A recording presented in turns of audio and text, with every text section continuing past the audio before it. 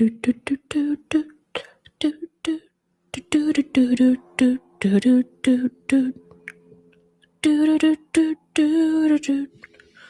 right, Rockfin, I am always waiting on you.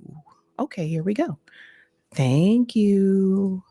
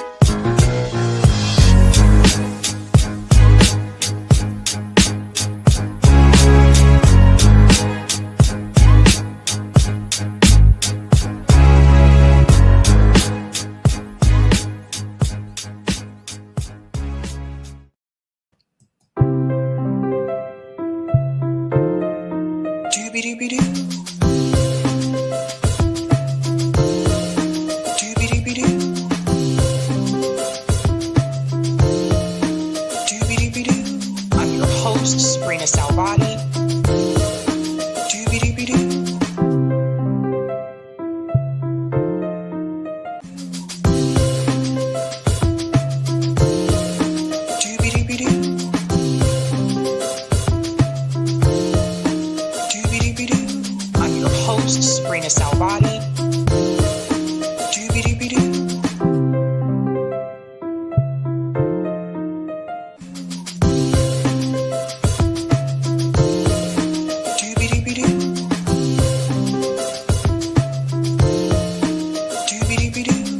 I'm your host, sabrinasalvati. I'm your host, sabrinasalvati.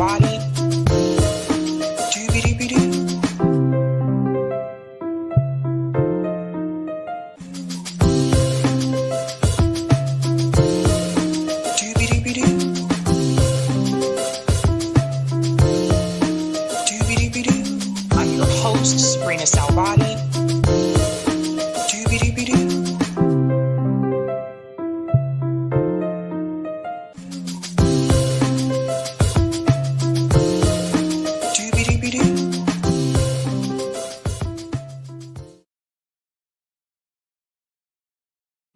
Doobie-doobie-doo. Welcome back, guys. Happy Thursday and welcome to Sabs podcast.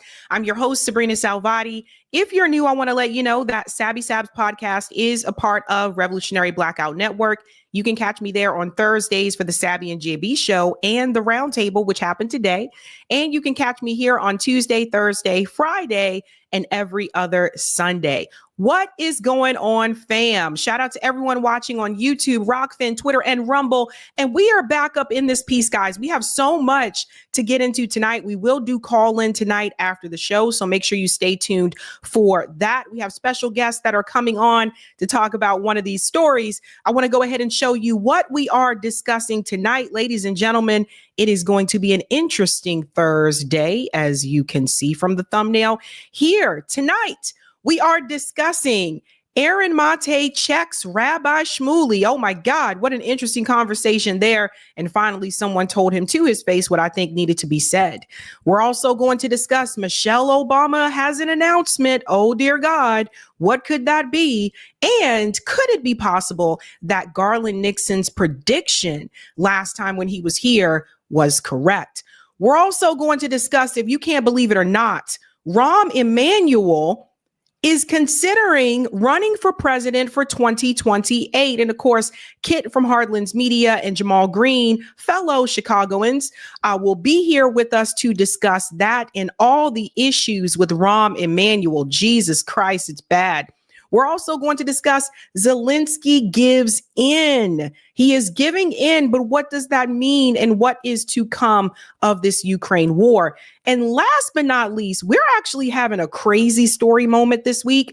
We have two stories kind of, we're going to discuss together with this. Dog shoots man. Is it possible? Apparently it is.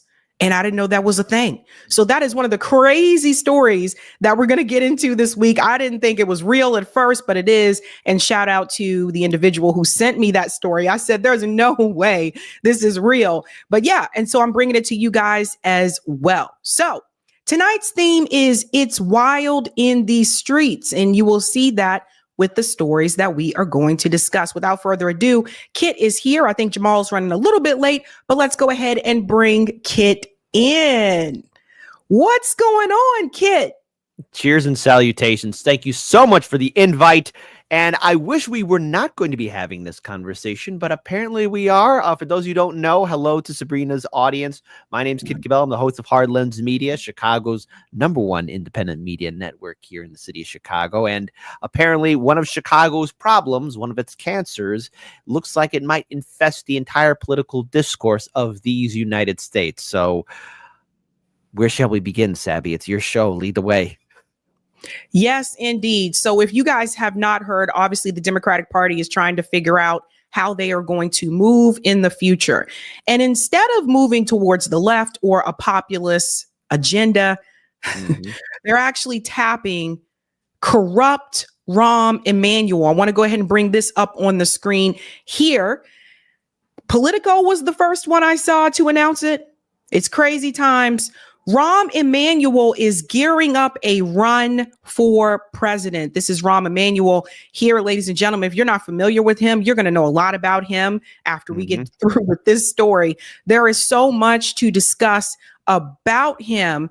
And more importantly, like Kit is from Chicago and still lives in Chicago. Rahm Emanuel at one point was mayor of Chicago. And I want to show everybody this video that Kit sent me just from back in the day, just to show you the type of person that Rahm Emanuel was. I'm gonna bring this here up on the screen. So this was Hard Lens Media 6 years ago. 6 years ago. 6 years ago, on July 25th, 2018, a mayoral candidate forum was held at Horner Park on Chicago's north side of the city. And guess who wasn't there? Check this out. 5th, 2018, a mayoral candidate forum was held at Horner Park on Chicago's north side of the city. 9 candidates showed, except for one. Mayor Rahm Emanuel. Yet again, Mayor Rahm Emanuel is not here. Again, he's not really participating in any of these forums or debates, as well as previous other forums. What kind of statement do you want to make? What is your response for Mayor Emanuel's lack of participating in these forums and debates? This debate here? Yeah. Well, if I had been in his shoes, I wouldn't have came either, because he's not like. Well, he's not participating because he doesn't have a good story to tell, and he tries to avoid any opportunity to appear at somewhere where he could possibly get booed. Look, I think his absence from this incredibly important conversation that's happening all over the city speaks volumes about what he cares about and what he doesn't care about. He's not going to do anything he's not forced to do. That's the nature of the man. I mean, it fits his pattern. I mean, what's my statement on his lack of participation in any democratic exercise? Well, I have nothing to say to the mayor. I mean, he's going to do what he's going to do. I mean, I don't have anything to say. He's the incumbent. He has the right to. He's going to definitely have to be a part of it once we're on the ballot. I think it's really inappropriate for him to not participate in these forums. Well, I think it's something that people should be aware of, in the sense of you have candidates out there putting themselves out. We're going to say things that might be agreed upon or might not be agreed upon, but we have to convey our message to the citizens of Chicago. And if somebody's not willing to do that, then they shouldn't be eligible to run for mayor. If you want to be the mayor of this great city, you've got to get out there, you've got to meet people, you've got to listen to them, and you've got to demonstrate a level of compassion and empathy for the day-to-day struggles of everyday Chicagoans. And the fact that he won't come out in public in these kinds of forums and interact with the citizens, to me, is disqualifying. He gets the office, he does his PR, he has very controlled press events. If it's not controlled, he's not there. He's never going to show up to something like this. He needs it controlled. He needs it staged. He needs paid applauders. But once the debates happen, I think we'll be able to expose Rahm for who he is. For him, for as I'm concerned, for Rahm Emanuel, close up 48 or 50 schools. Close down the Mental Health Institute. Okay? Economic equality is not there in fairness. I would look, something wrong with him mentally.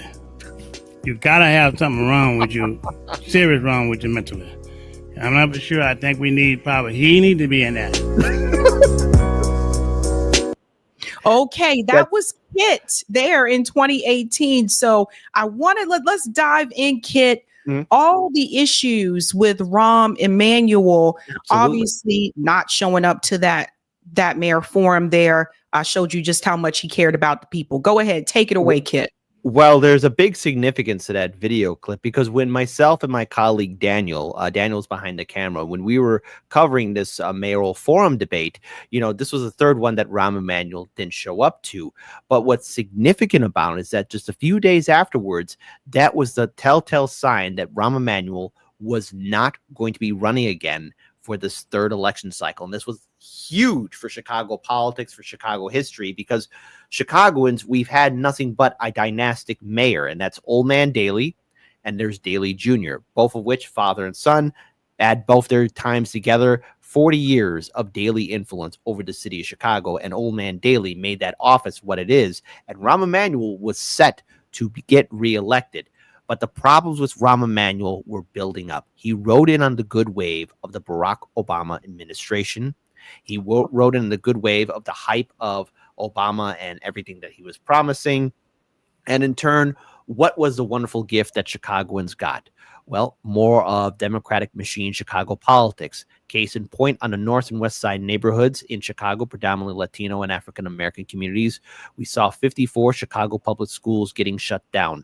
Environmental racism. So what is that? That means industrial facilities and polluters being built in neighborhoods in which toxic material, waste is being exposed to citizens.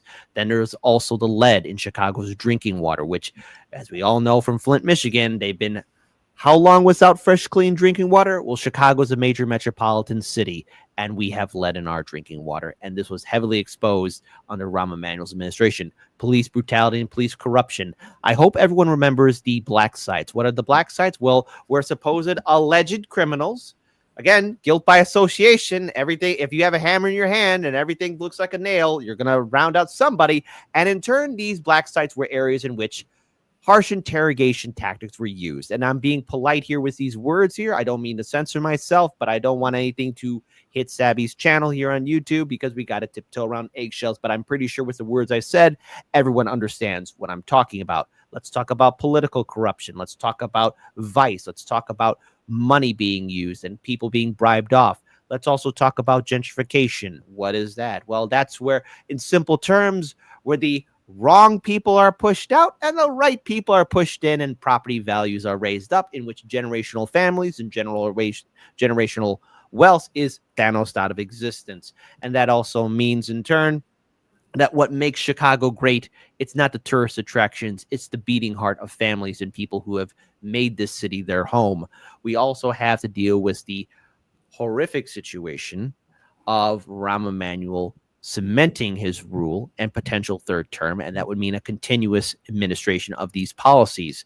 But see, the thing is, his scars, the damages that he's left, is forever the legacy in which Chicagoans are overly taxed. We are being burdened with unchecked corruption, and in turn, there's no real representation or any real change of reversing the policies that Rahm Emanuel implemented, even after his dismissal. And what led to his administration's demise was the horrific situation of the murder of one Laquan McDonald. And hold that thought, because everyone may not be familiar with that, but I do want to show that to people really quick. So here, it's so much corruption with Rahm Emanuel. I can't even believe that Democrats would even entertain this guy running for the president. I can believe it. This part right here, which Kit just brought up about Laquan McDonald, you guys, just to give you a flashback, Laquan McDonald shooting puts Rahm Emanuel in battle over the truth. So for those who don't remember this incident in Chicago, just a quick reminder here. I want to get into this part right here. The 17-year-old was shot dead on the 20th of October. This was 2014 by a police officer, now known as Jason Van Dyke, as he was walking down the middle of the street in Chicago's southwest side. So the police gave their version of the events and said that basically Laquan McDaniel charged towards them. Um, But however, when the body cam footage was released, it showed it was the opposite. He was not charging towards them. He was actually walking away from them when they shot him. And so where Rahm Emanuel comes in, let me go ahead and bring this part up here. He was called to resign. It says Emanuel resisted making the video public until his hand was forced by a judge from Cook County Circuit Court, who ordered its release on the 19th of November. The mayor justified his stance over several months by saying publication would jeopardize a federal investigation into the shooting, an argument undermined by the Justice Department itself, which raised no objections to issuing the footage. And I want to bring in Jamal Green, who also ran for mayor in Chicago. Jamal, introduce yourself to everybody, and I want to get your take on how Rahm Emanuel handled the Laquan McDonald shooting here. First of all, hello to everybody. Shout out to some of my favorite two people, Sabby Sab and Kit. Good to see you guys on this evening. Good to see everyone that is watching at home. I ran against Rahm Emanuel. Rahm Emanuel knows me very well. I was his harshest critic. I led the most protests against him during my on the ground activist modes. And, I led several protests at his house, actually one of the first to ever go to a politician's house in the country. And we watched him walk around his home and took the message to his doorstep. So I know Rahm very well. He know me very well, and he does not like me much at all. But I don't really care. But at the end of the day, Rahm Emanuel was one of Chicago's worst mayors, and it's hard to understand right now when you have the worst mayor in office at this moment, right? Brandon makes Rahm look good, right? So it's like, it's messed up, you know what I'm saying? And that's what's going on. What's going on is he knows, like, oh, dang, Brandon has a 6% approval rate and everyone hates Brandon. And that means that they possibly could miss me. He's teetering with that right now. And the reality is, while some people will be like, well, Rahm was better than Brandon, which everybody was better than Brandon, Rahm was still a terrible mayor, right? And we can't overshadow the things that he did. I'm sure you guys touched on Laquan McDonald covering up a murder. He shut down 50 schools. He shut down every mental health facility in Black communities. He passed large tax hikes. He had a lot of bad things about him. And some people talked about today, he should have shut down schools if kids weren't in them. Well, the reality is that these neighborhoods are disinvested from.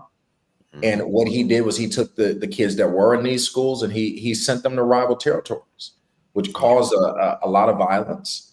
And, there was a large spike in violence when he was the mayor. And I think he had probably some of the worst numbers in decades.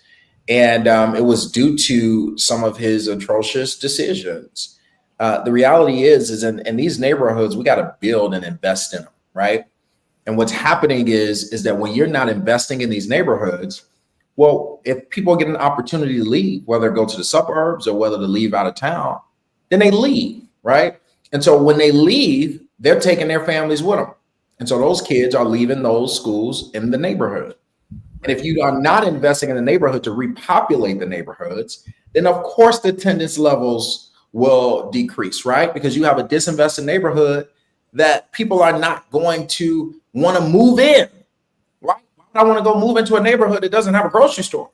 Why do I want to go move into a neighborhood, that doesn't have the amenities that I want? The things that the parks. Most of these neighborhoods don't even have parks, right?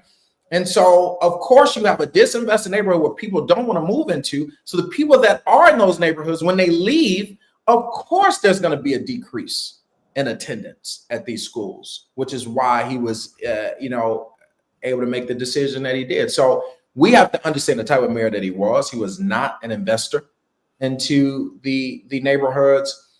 He was a divester, and he also He just didn't like black people. And Sabby Sab, you gotta, bring up my MSNBC video, which was probably the biggest viral clip talking about Rahm Emanuel, with over 100 million views, because I laid it on the table and I talked about how terrible a mayor he is, and how he invests in black people. And another thing that I want to mention as well, this is why this is especially important, is because come 2028, if this continues to go through, just keep in mind, there's going to be a number of black Democrats that are going to tell you to support Rahm Emanuel. And this is someone who, to Jamal and Kit's point, divested from black communities and covered up a cop killing a black teenager. So we got to get this information out there now. I don't want to wait till 2028 to start warning people about this.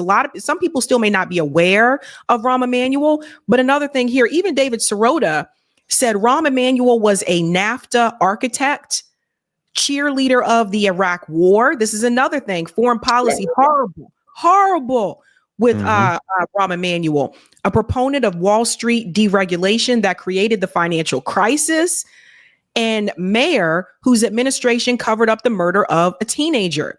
Him being a presidential contender is a perfect commentary on today's Democratic Party.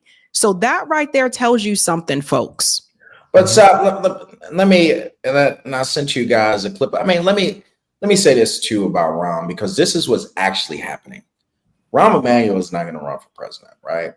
What's actually happening is he is brokering a deal with the governor, who is the richest politician in the country, J.B. Pritzker. Raised our taxes too, by the way, for 2025. And J.B. Pritzker is going to run for president, and Rahm Emanuel is going to pull the strings for him nationally, and J.B. is going to find him a cushy job here, whether it be we have Dick Durbin, who's going to step down for U.S. Senate, and then if J.B. steps down, then he endorses him and supports him for governor. So I think the national conversation is for him to create a little leverage. But the reality is that Illinois is going to be stuck with Rahm Emanuel trying to get another seat. And we're going to have to fight his reign here to make sure that he doesn't hold another office in this state. Because he has no chance at running for president. I mean, let's be serious. Rahm Emanuel can run all day long. He doesn't have the base to be able to support him to be nominee. This is all just a diversion for J.B. Pritzker to be the nominee, and that Pritzker money is already running long. So trust and believe, J.B. is already ready to run, and Rahm is just brokering his deal. And I'd also like to pass it to Kit about that too, because J.B. Pritzker, for those who are not aware, isn't he a billionaire, Kit? Yes, he's a rich politician in the country. $4.5 billion. We actually did an interview with him way back in 2018. It was our only interview that we did. It was 8 minutes, but he ran in the primary, and then of course against what's the name? Bruce Rauner. Yeah, Bruce Rauner. Yeah, Bruce Rauner. In the primary. Yeah, it was the most expensive governor's race in U.S. history at the time. He spends $400 million every time he runs. Exactly. And the thing is, what everyone needs to realize, here's a danger if Illinois gets Rahm Emanuel. There's a reason why the Democratic machine was humming so well. You had the legacy of Old Man Daley, but then, of course, you have another person that's not spoken about, but has, I guess, will be dealing with legal consequences. And his name is, you guessed it, you know him, Madigan, the longest state speaker in U.S. history in a state house. And with that seat open, that means anyone who has power, push and pull will want to take that power now that Madigan's gone. And there's only one person who can control the machine or bring it back to life. And that is former Mayor Rahm Emanuel. And if you think the Illinois Democratic machine was bad under Madigan, it will be worse under Emanuel because he knows how it works. He's waited in wings, and this is his ample opportunity to get his own power and influence, not only over Chicago, but over the whole state. And this is the danger, and people need to realize that Pritzker and all these other Democrats, they're not these latte drinking liberals, okay? They are corporatists through and through. And I want to tell anyone that's conservative or Trump or libertarian, these people are not communists. Please don't use that word, Dave. Socialism, Marxism, Leninism, they got nothing in common with it. This is neoliberal corporatism that we don't want to see come into fruition, because if it does, we are dealing with it for the next 4 years. And I want people to understand how powerful the Emanuel family is. Rahm Emanuel's brother is one of the most powerful funders of the party. Ari Emanuel, who owns, a lot of folks saw artists shaking their behind for Kamala Harris. Well, they signed and owned by Ari Emanuel, a lot of them. And Ari Emanuel owns the WWE. He's worth over $500 million. And I knew that once Ari said that he was stopping his super PAC and stopping his money to Joe Biden, I already knew right then and there that is when Joe Biden was about to decide that he was going to step down, because the Emanuel family is very, very powerful. Now, while his brother is an ambassador to Japan and the biggest fundraiser of all of the last 3 Democratic presidential winners, he stepped out and said that he didn't want to support Joe Biden anymore with his money while his brother's in the cabinet. And Joe Biden stepped down the next week. So trust and believe, the Emanuel family is a powerful Jewish family, and very connected, and lots of money, but their money don't run as long as Pritzker.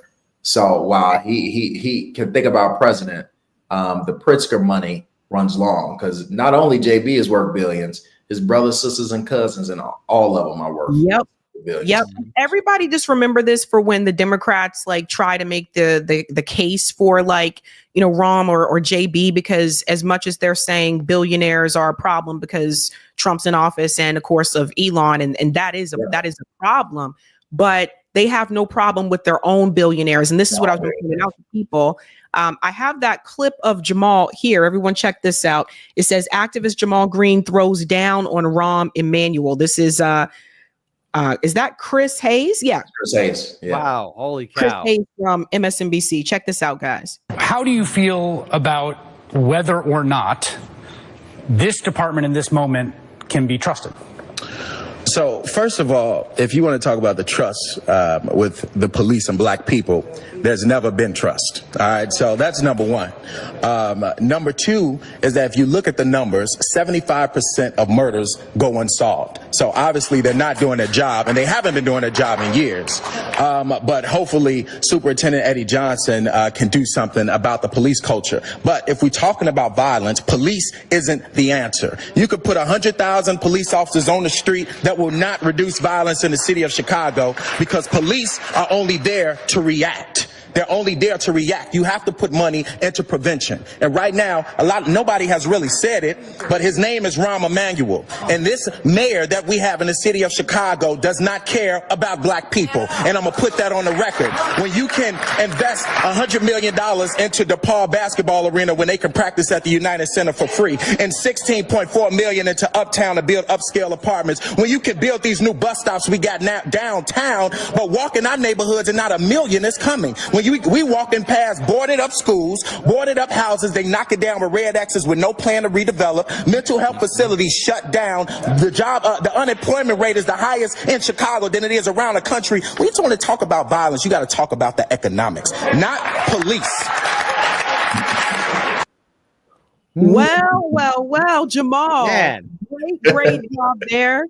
You killed it. And then honestly, this is what we need, right? Because when we see this, and I'll pass it back to you, Jamal, people also need to know that Rahm Emanuel was also the chairman of the DCC. Remember this? Yep. Democratic Congressional Campaign Committee chairman. This part right here is really interesting that I want people to see. The Democratic Party gained 30 seats in the House in the 2006 elections, and Emanuel received considerable praise for his stewardship of the DCCC. However, this part right here, this tells you what you're getting.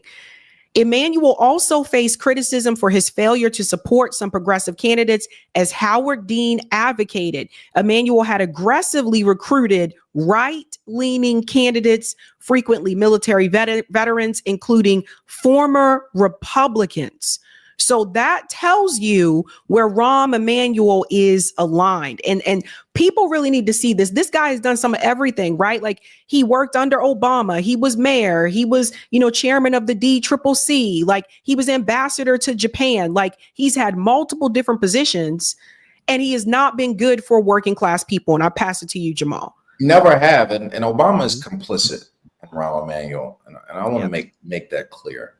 Rahm Emanuel was a travesty before he became mayor of Chicago. Michelle Obama was trying to push him out of the White House because she hated him.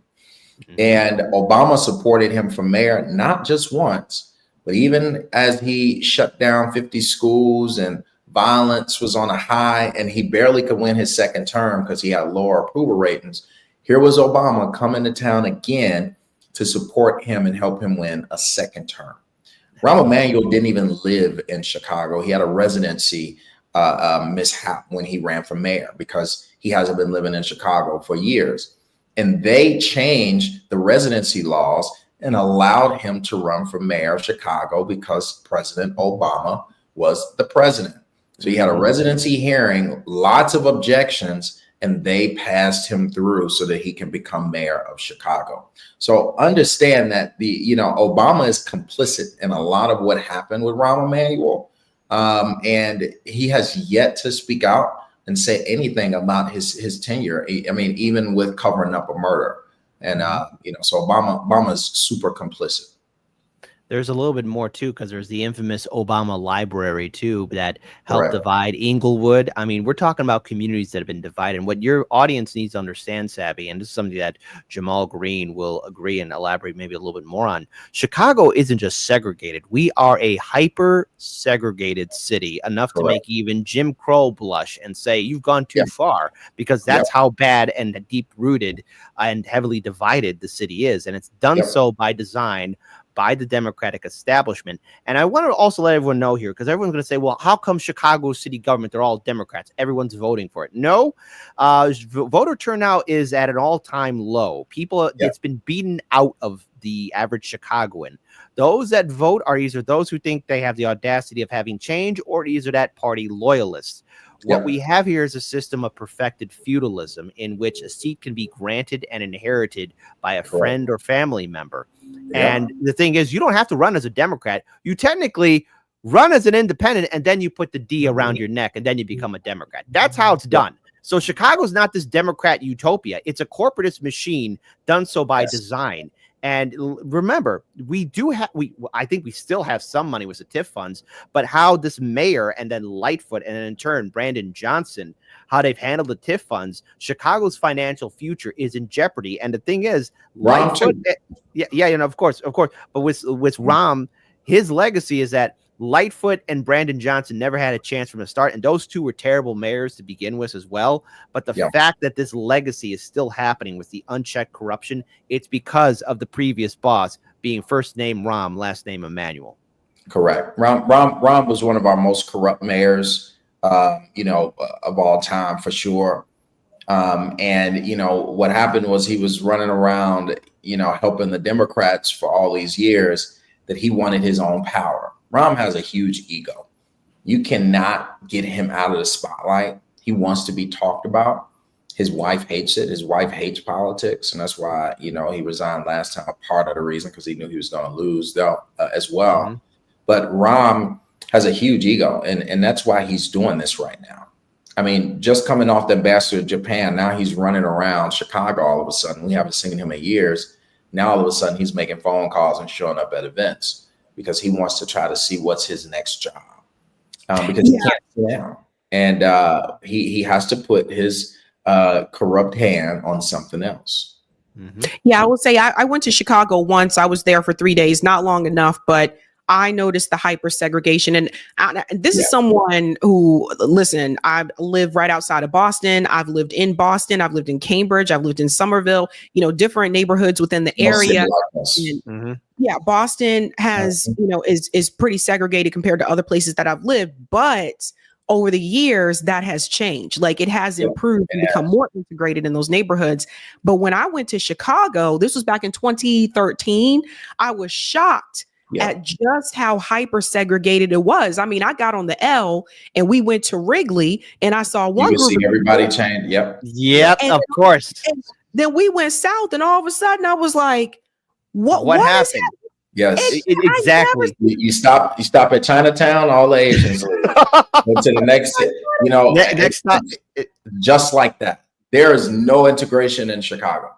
And Right. so people don't know it's the number one, it's the most segregated city in the country. So this is a melting pot for a lot of issues because everyone is in their own neighborhoods with their own color, right? So if you're Asian, you in Chinatown, right? You're black, you're on the south and west sides.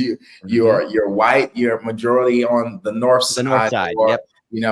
or west, southwest, right? So you have your own areas. If you're Hispanic, you got your own neighborhoods. There's no integration here. So you'll never see Mexicans, moving into white or white moving into black. It's only one culture coming one time. And it's insane that it is like this. And there's a lot to be done to this, which is why it's hard to sustain these neighborhoods. And that goes back to what I said with Rahm Emanuel.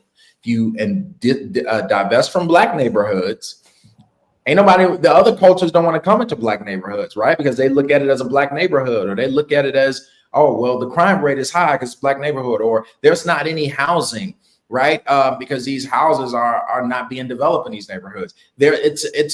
People know that the black neighborhoods have their food deserts. They have the most lead in their water. I mean, you can go down the list on whatever the worst issues are. They're in a black neighborhood. So other cultures don't want to come and move into our neighborhood. So if we move out, then the school numbers are going to decrease. And he's going to say, oh, well, since y'all not going to the school, shut them all down. Instead of invest and repopulate these neighborhoods as they should have been, which is why, each and every day, I have the biggest home ownership agency in the city now with Generational Green. We are getting folks to purchase property and buy their blocks back and own it and create block clubs and build, we can build our communities without waiting on them. And that is what I'm trying to do. Bring back Black Wall Streets. Build your own communities up. We got to stop sitting on the sidelines and waiting on a savior, because all you're going to get is a Rahm Emanuel who will come in and take you out.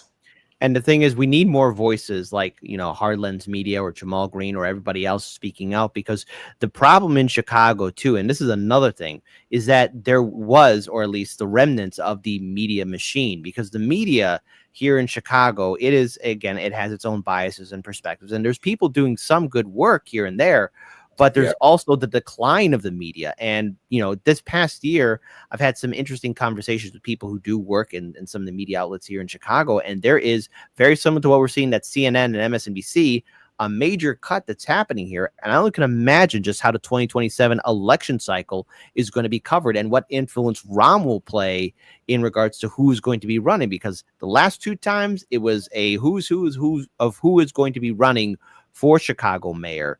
And the voter turnout has been at an all-time low, but there is some semblance of hope. And I say this with a little bit of hesitation, with a pinch of salt. And it has to do with what happened after November 5th. First time ever in Chicago electoral history, 2 districts turned red. That's never happened before in this city. And there's a growing movement for independence. And not to mention, there's a growing movement calling for the resignation, or is that the withdrawal of Mayor Brandon Johnson, which has never been seen before. And it was happening just before the DNC convention. Yeah, we don't even have a mayor. Chicago. Yeah, we don't have a mayor. And not to mention, you mentioned, you also mentioned how Rahm Emanuel invested into DePaul University for their sports team. We had our own mayor, Mayor Brandon Johnson, invest in the Chicago Bears, who basically gave the city the middle finger, and they're leaving us. And yet he's giving them money to try and appease them, when that money could have been done for schools or community centers or putting in potholes, or either. Don't start on $1 billion that he just gave the migrant crisis, but exactly, because there was never a plan. And for the migrant crisis, I mean, Jamal, I had you on my show last year where you were calling out the sanitation and the well-being of these buildings, because big money grab. To everything. It was an absolute disaster. I'll also say this, because Political Lil said we lost a lot of the Black population due to gentrification. So this is another thing too. When last time I was in Nashville visiting one of my high school friends, I was shocked by the number of people, in particular Black people. Got some investments in Nashville. It's definitely that were from Chicago. They moved from Chicago to Nashville. We were just talking about this the other night, that Illinois is one of the states that people are fleeing. So I think people need to understand like what's really happening here, especially with someone like Rahm Emanuel. But it seems like there's been corrupt mayor after corrupt mayor, because then Lori Lightfoot, who you did interview in that video, Kit, she seemed like she was going to be, Lori was on that panel too in that video. Did y'all see Lori on that panel? Yes, she was there when I was doing that. She wasn't the mayor at the time. She was his head of his police task force at the time, right? So Lori came from Rahm. Rahm promoted her to several positions under him, and then she ran against him because she saw how bad his approval ratings was. So she turned on him and snaked him, and then she became mayor. But Rahm is who gave her a lot of power. And so, what I want to say is I've been the only candidate for mayor of Chicago in modern history that actually is from the neighborhoods and have experienced everything that you can experience, right? And that's a part of why I ran for mayor, because I knew all the other candidates were, I worked for X, Y, and Z, or I was CEO of this. And these are candidates that are selected by different entities to move forward their agenda. And while I've been the only candidate in modern history that has been selected by the neighborhoods, and what they saw was they see the tide turning, right? They see, someone who's never been elected at 27 years old, the youngest candidate to ever run for mayor, beat all the elected officials in the race, beat both aldermen and the state rep, and get votes in every single ward in this city. Well, now that put them on notice, right? So that they understand that a revolution is on the rise. And this is in a time where people are discouraged from voting. So you still I did all of that with still not even 30% of registered voters voting, right? And so they know like, oh, wow. And that put it in other people's heads that, wow, this is possible, right? Because you have people that have been just disenfranchised, who've been disinvested from, who don't believe in a political system. And if they do even 5% more than what is actually voting, can turn the huge tide in this city. And I think that's going to happen next election.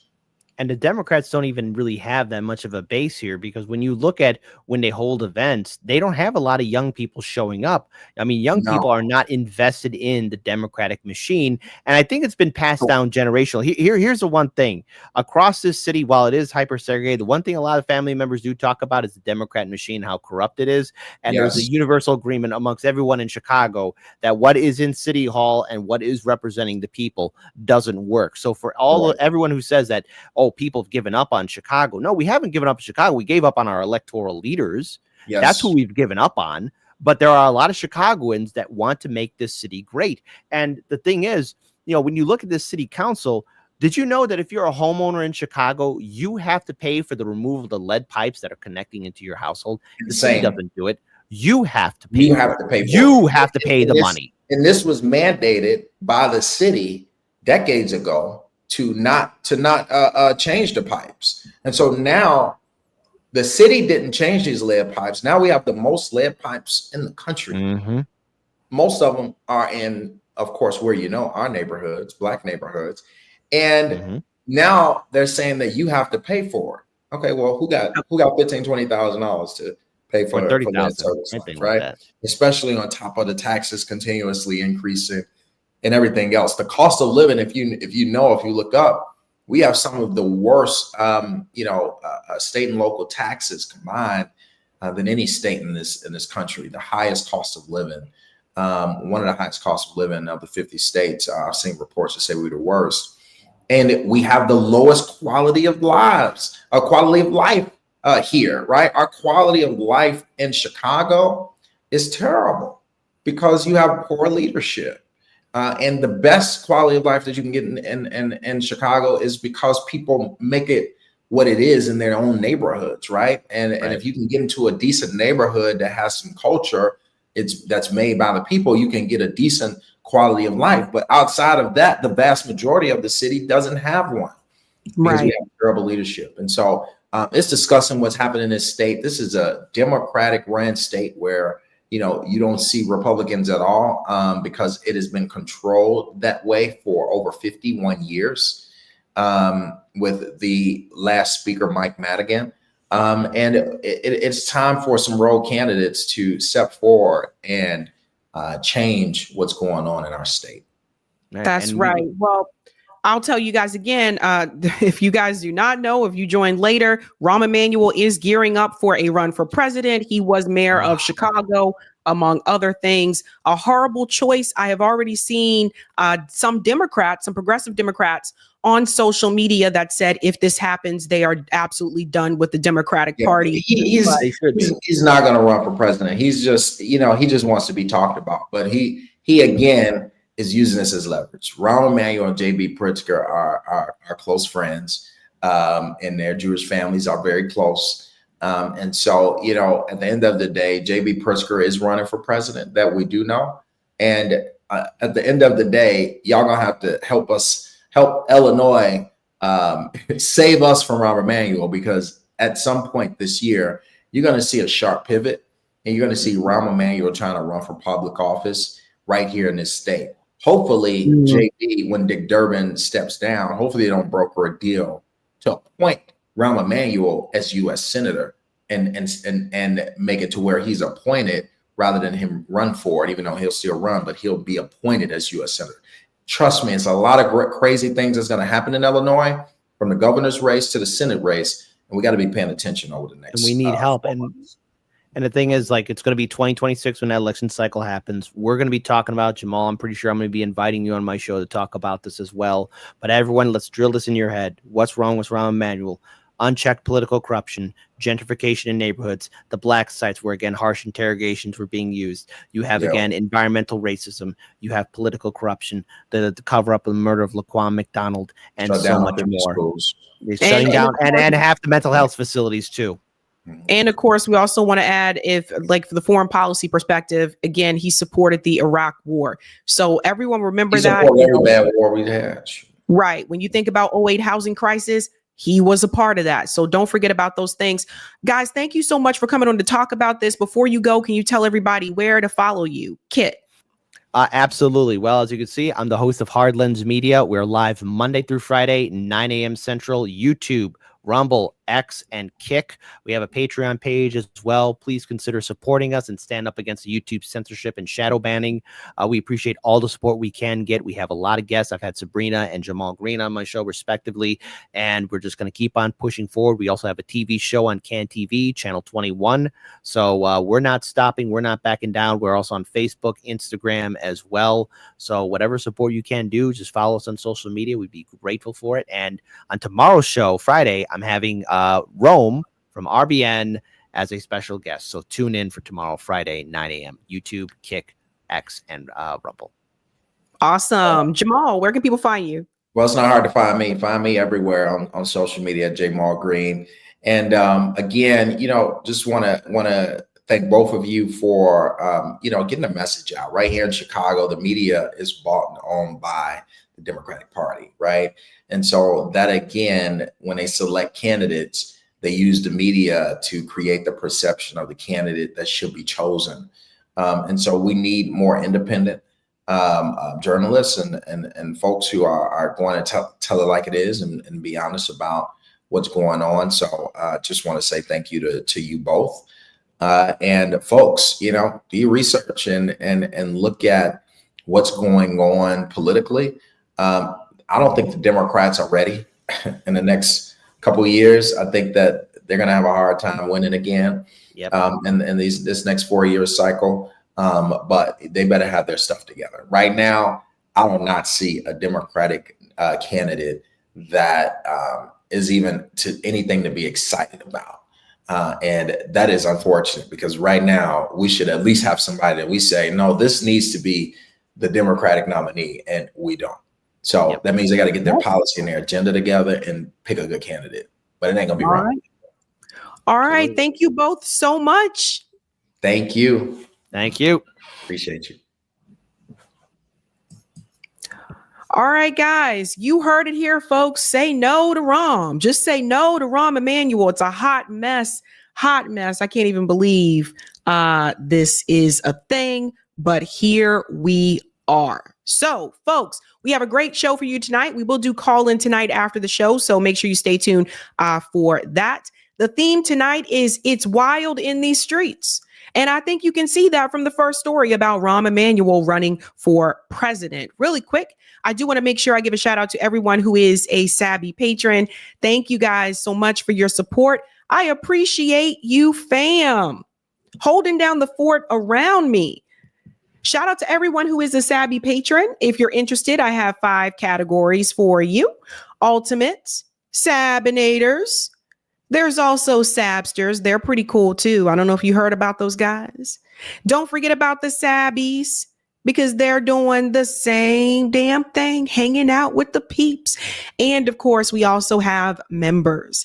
Thank you guys so much. You can see all of their names listed here, and you can also see their names scrolling across that screen at the bottom on the ticker. And I want to give a shout out to new Sabby patrons. Over here, we call them newbies. And this is a beautiful name. Gabriela Margarita de Jesus.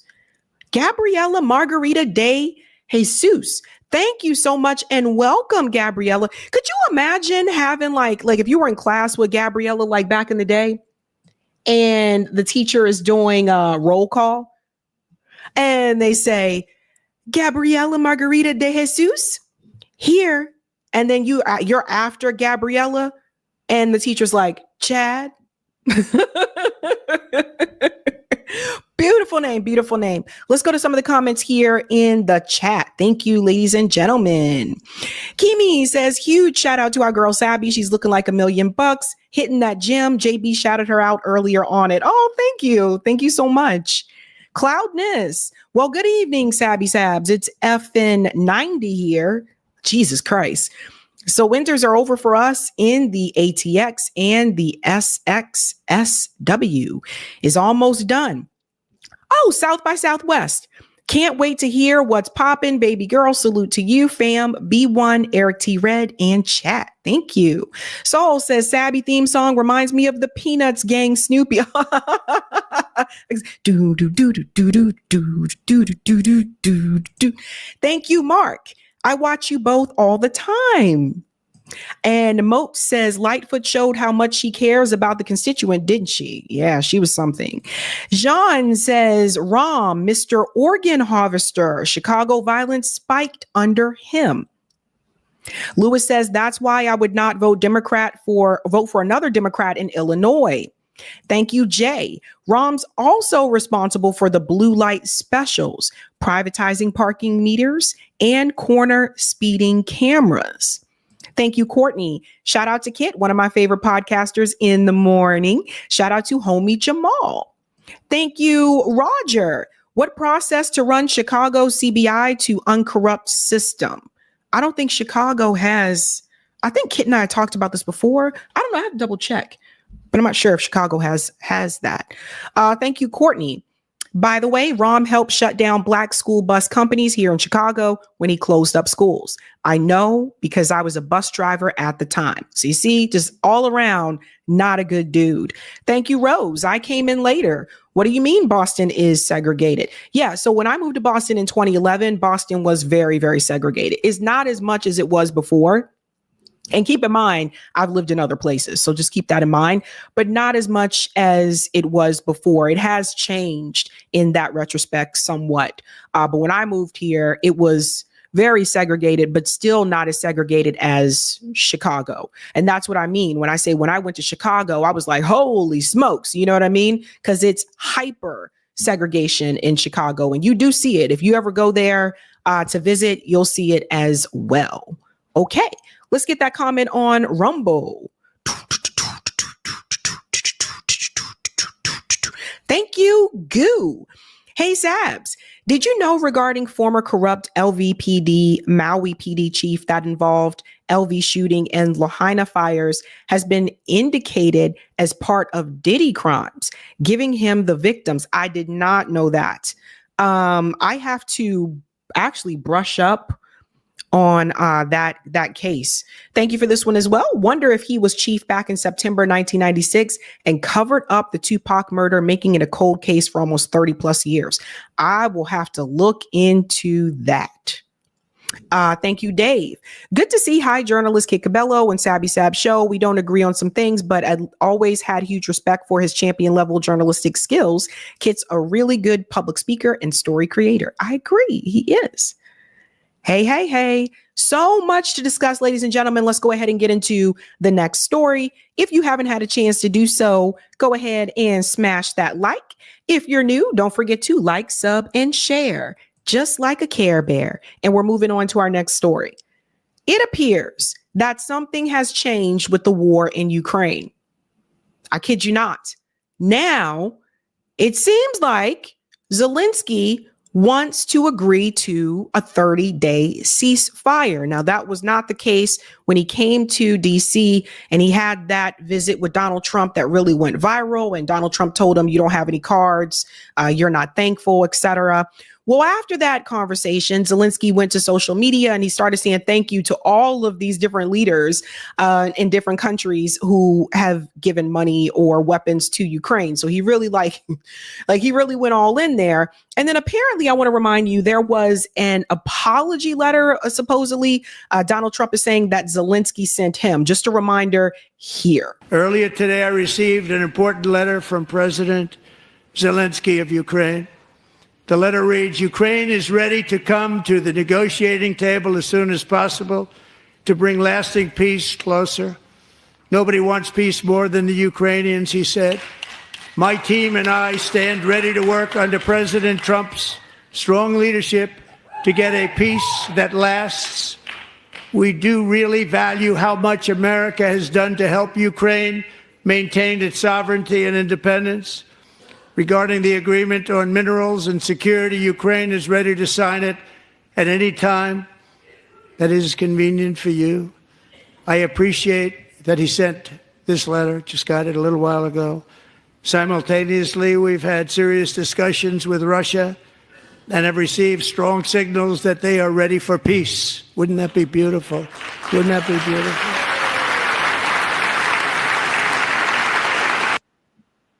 Okay, that is just a reminder there that Zelensky apparently did apologize to Donald Trump after that meeting with him.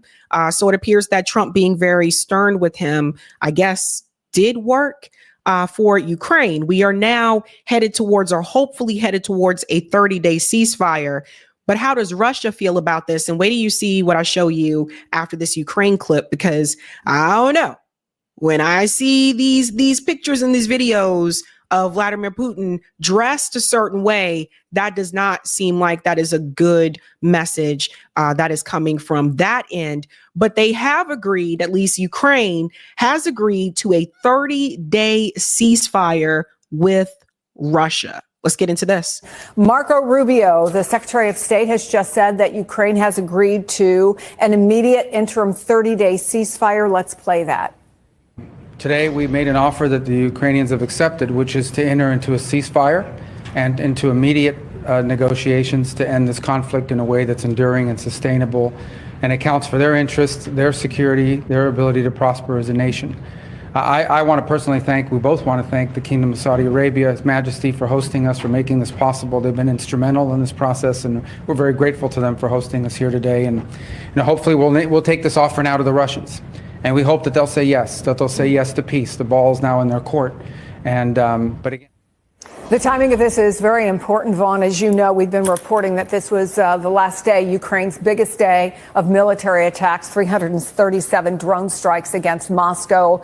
And Moscow, for its part, launched a ballistic missile attack. So now it looks like we have a 30-day ceasefire. What more can you tell us? Of course, assuming Russia buys into it, but tell us what more we know. Yes, assuming. And I say that because here's the deal, folks. don't forget that Russia had already had an agreement with Donald Trump, and Zelensky didn't want to go along with that agreement, right? What should have happened? Once Donald Trump had that agreement with Russia on the table and they said, okay, I think we can reach a deal. Zelensky came to visit Donald Trump in DC. Zelensky should have just went ahead and accepted that agreement, because I don't know if Russia is going to agree to this. And when we get to, what Vladimir Putin's talking about right now, I think you'll understand where I'm coming from. It's almost like, the timing of all this. If you want peace, if you want the war to end, move forward, say yes to the deal, and just let this end, right? But Zelensky didn't do that. And whether you agree with the way that Donald Trump addressed him or not, the reality is, without the weapons from the United States, without the money coming in from the US to Ukraine, the reality is they don't really have a chance. Even if they did have those weapons, which they've been getting all this time, they're not going to beat Russia, which many of us have been saying for the longest time. So regardless of how you feel about this conflict, it is a lose-lose situation for Ukraine, because more people are going to die. They are running out of people to fight. That's why you see videos of them pulling people off of the streets to make them go fight. That's why they have men that are in their 40s that they're making fight, because they're running out of people. So what would have made sense at that time would have been for Zelensky to say, okay, this isn't really 100% what I want, but I think we need to end this war. It's been what we're on the third year. I mean, come on, you're not going to win. So at that point, it would have been the right thing to do was to accept the deal, but he did not want to do that. Let's go on here. I do not know if Russia is going to accept this at this point in time. Listen.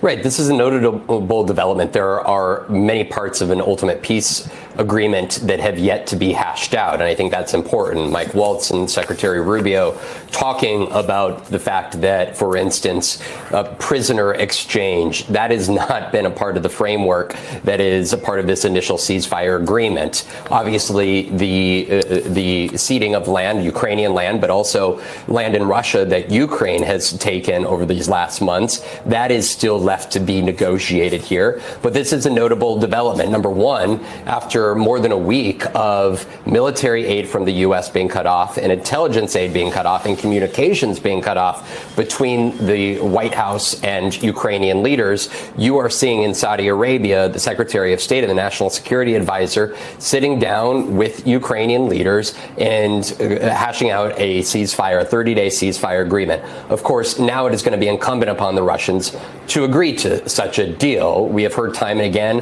from Russia suggesting that they want peace as well. But what does peace look like in the eyes of the Russians is very different than it does in the eyes of the Ukrainians here. And we know that Steve Witkoff, the special envoy from the Trump administration, who is at the heart of negotiations between Hamas and Israel, is going to be on his way to Russia. We do not know at this time exactly who he intends to meet with. But of course, coming out of this deal, you could expect him in his desire to meet with Vladimir Putin, who he met with about 2 weeks ago for several hours in a one-on-one meeting. And so for the Americans here, they are presenting a ceasefire deal to bring to the Russians. And this actually goes back to a conversation that I had about 2 weeks ago with a senior official who is at the forefront of these negotiations between Russia and Ukraine, telling me that in his mind, he saw a potential peace agreement coming together in 30 to 60 days. And I think that that is where it's notable that they're seeking a 30-day ceasefire that would ideally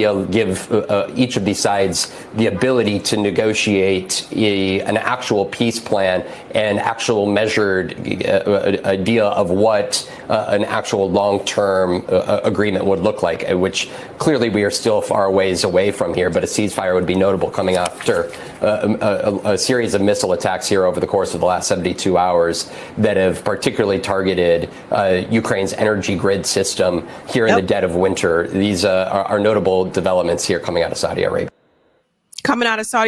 So here's the thing, folks. Again, I wish this was a permanent ceasefire. I don't know why this is 30 days. I think they need to just end this all outright. which I think could have happened if Zelensky was willing to agree to the deal that Vladimir Putin had agreed to earlier on.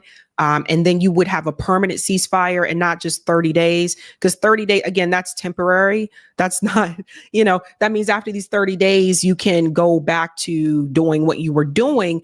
But what worries me is that Vladimir Putin right now was seen in camo. Vladimir Putin is seen here wearing camo. I have never seen Vladimir Putin wear camo. And that to me, that does not sound like to me that he's ready to make another deal. This whole time that this war has been going on, we have not seen Vladimir Putin wear camouflage. We have not seen it. We have not seen him in this. I don't think I've ever seen him not in a suit. So does this mean that he's sending a message? Let's get into this clip here from One. Against Ukrainian forces battling to keep Russian territory seized in an offensive last year, Putin visited the Kursk region. In his first visit to this region since Ukraine launched its shock counteroffensive in August last year, Putin, dressed in army camouflage, hailed the recent gains and urged his troops on. So do you see? He's wearing army camouflage. If you've ever seen him do this, let me know. If you're in the chat and you've ever seen Putin wear army camouflage, let me know. Say yes if you've seen it. Say no if you haven't. I've never seen this. So to me, that doesn't say, yes, I'm ready to accept this 30-day ceasefire. It says the exact opposite to me. And it makes you wonder, did Zelensky miss his window? Sometimes in life, you have a window of opportunity. And it's like, if you don't take the opportunity when you have that window can close and it may not open again, or you don't know when it's going to open again. So it's just like the door is now shut. So I don't know. It's not often that you see Vladimir Putin adorning the camouflage dress. Now, Putin urged the army to fully liberate the Kursk region as Ukraine hinted that it is pulling troops back in the face of rapid Russian advances. So did everybody hear that? He encouraged the army to fully liberate the Kursk region. So see, this is why and people were calling me all types of names when this war first started. And I said, if anything, we do not want a war to escalate with Russia, right? And people have different opinions about this. Some people will tell you that, well, Russia was wrong to invade, right? But then they'll also tell you that they were also provoked, right? So like Jill Stein has said this, Aaron Mate has said this, that Russia was provoked. This war was mainly started by NATO, right? So for all the people who are saying, well, it was started by Russia because they invaded, NATO was the architect behind it. And they started initiating this years ago. They didn't just start this like 2.5 years ago. They started initiating this years ago because the idea was to continue to push NATO further to the east, which is actually against the agreement after the fall of the Berlin Wall. So let's roll it back. Let's pretend that NATO kept that agreement and did not move further east. You would not have this right now. So context is important and history is important. And anytime there's a war, and I tell people this over and over again, anytime there's a war, you do need to look a little bit at the history. And I've noticed sometimes people don't want to do that. They just want to say it all started when Russia invaded Ukraine. It all started on October 7th. When Hamas broke free from Gaza. No, like there's history to this. There's context to this. And I think people really need to discuss that and not just be like, oh, it started just on that day, right? So from what I'm judging here, from what I'm seeing, it doesn't look like he's ready to say, okay, I agree to this deal. So Ukraine may have missed their window. To completely liberate the territory of the Kursk region, to restore the situation along the state borderline. And of course, we need to think I would ask you to think in the future about creating a security zone along the state border. We need to think about this too. The Chief of General Staff, Valery Gerasimov, told Putin that Russia's forces have retaken 24 settlements in the border region over the last 5 days. Minutes after footage of Putin's remarks aired on Russian state TV, Ukraine's army commander suggested that his troops were in fact pulling back to minimize losses. Okay, so does it look like Ukraine is winning to you? It has never been the case. So the war does need to end. I just don't know. I mean, at this point, I don't know if Russia is going to agree to this ceasefire now. And all of the stars were lined up at that point in time. And Zelensky sat up there and agreed to allow the United States government to take their minerals, like just out there in the open. Like, yes, you can have the rare earth minerals. I mean, there's nothing left. He has no cards left. They're losing people. They're running out of people to fight. So when people say they want them to fight to the last Ukrainian, what they're really saying is they want them to fight until almost everyone is dead. Is it really worth all of that? That's something to think about. But it's wild in these streets.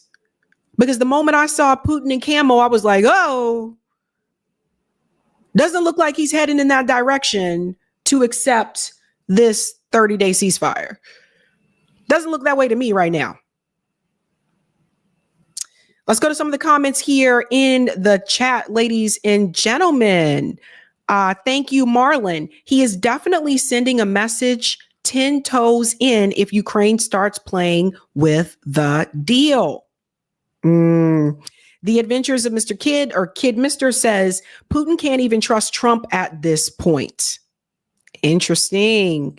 Brenda, hello peeps. Anyone know if there are any Boston protests to support Mahmoud Khalil this weekend? Jill Stein encouraging us to come out, but doesn't say how. Thanks. I recommend looking at Answer Coalition's page and also Boston PSL. Look at PSL's page. A lot of the protests are announced there. So look at their website. Sunflower says North Carolina is the most segregated place I lived. Really? I went to high school in North Carolina, and that was, a long time ago, and it wasn't segregated to me. Like, it was very integrated. I wonder where you lived in North Carolina. That's interesting. I don't know. Maybe things have changed. I haven't lived there in a long time. But that's interesting. Fire says last time I saw Putin in camo, he was hunting and fishing, and I think even riding a horse. Topless, LOL. I'd be worried if I was Ukraine. Yeah, buddy. Yeah. Interesting. Oh, Greensboro. Greensboro has a history. So I guess I could see that. That's a good point there. Thank you for the Rumble rant goo. Hey, Sabs, did you know? Oh, I read this already. Thank you. All right. We are moving on to our next story, sort of an announcement, or I guess they're making this as an announcement. It's really interesting. But it is wild out here in these streets. Wild in these streets. There are a number of people that have been making their way over to the YouTube podcast space. Some have come from corporate media, and some of them have either been politicians or friends of politicians or a spouse of a politician. And now we see that Michelle Obama had an announcement, something she wants to let people know. Now it appears that Michelle Obama is also making her way over to this space. This announcement was on X. She said, I am so excited for you to get to know my big brother, Craig, on the IMO podcast, which I assume is In My Opinion. In our first episode, we share stories about growing up on Euclid Avenue in Chicago and the journey that led us to who we are today, from life on the South Side to going to college together to the White House, and more recently, our experience after losing our mom. It's been a lot, but we always know that we have each other's backs. For over 6 decades, we've been each other's sounding board, and now we can't wait to be yours. Okay, so hold up, man. Excuse me, raising my hand. If any of you have ever read Michelle Obama's book, Becoming, which I did read, I'm nosy. If you've ever read that book, all of that is explained in her book. Okay, like all of that. The whole story about her life growing up in Chicago, her and her brother, her parents, yada, yada, going to college, her experiences at Princeton, when she married Obama, when he started to run, she didn't want him to participate in politics.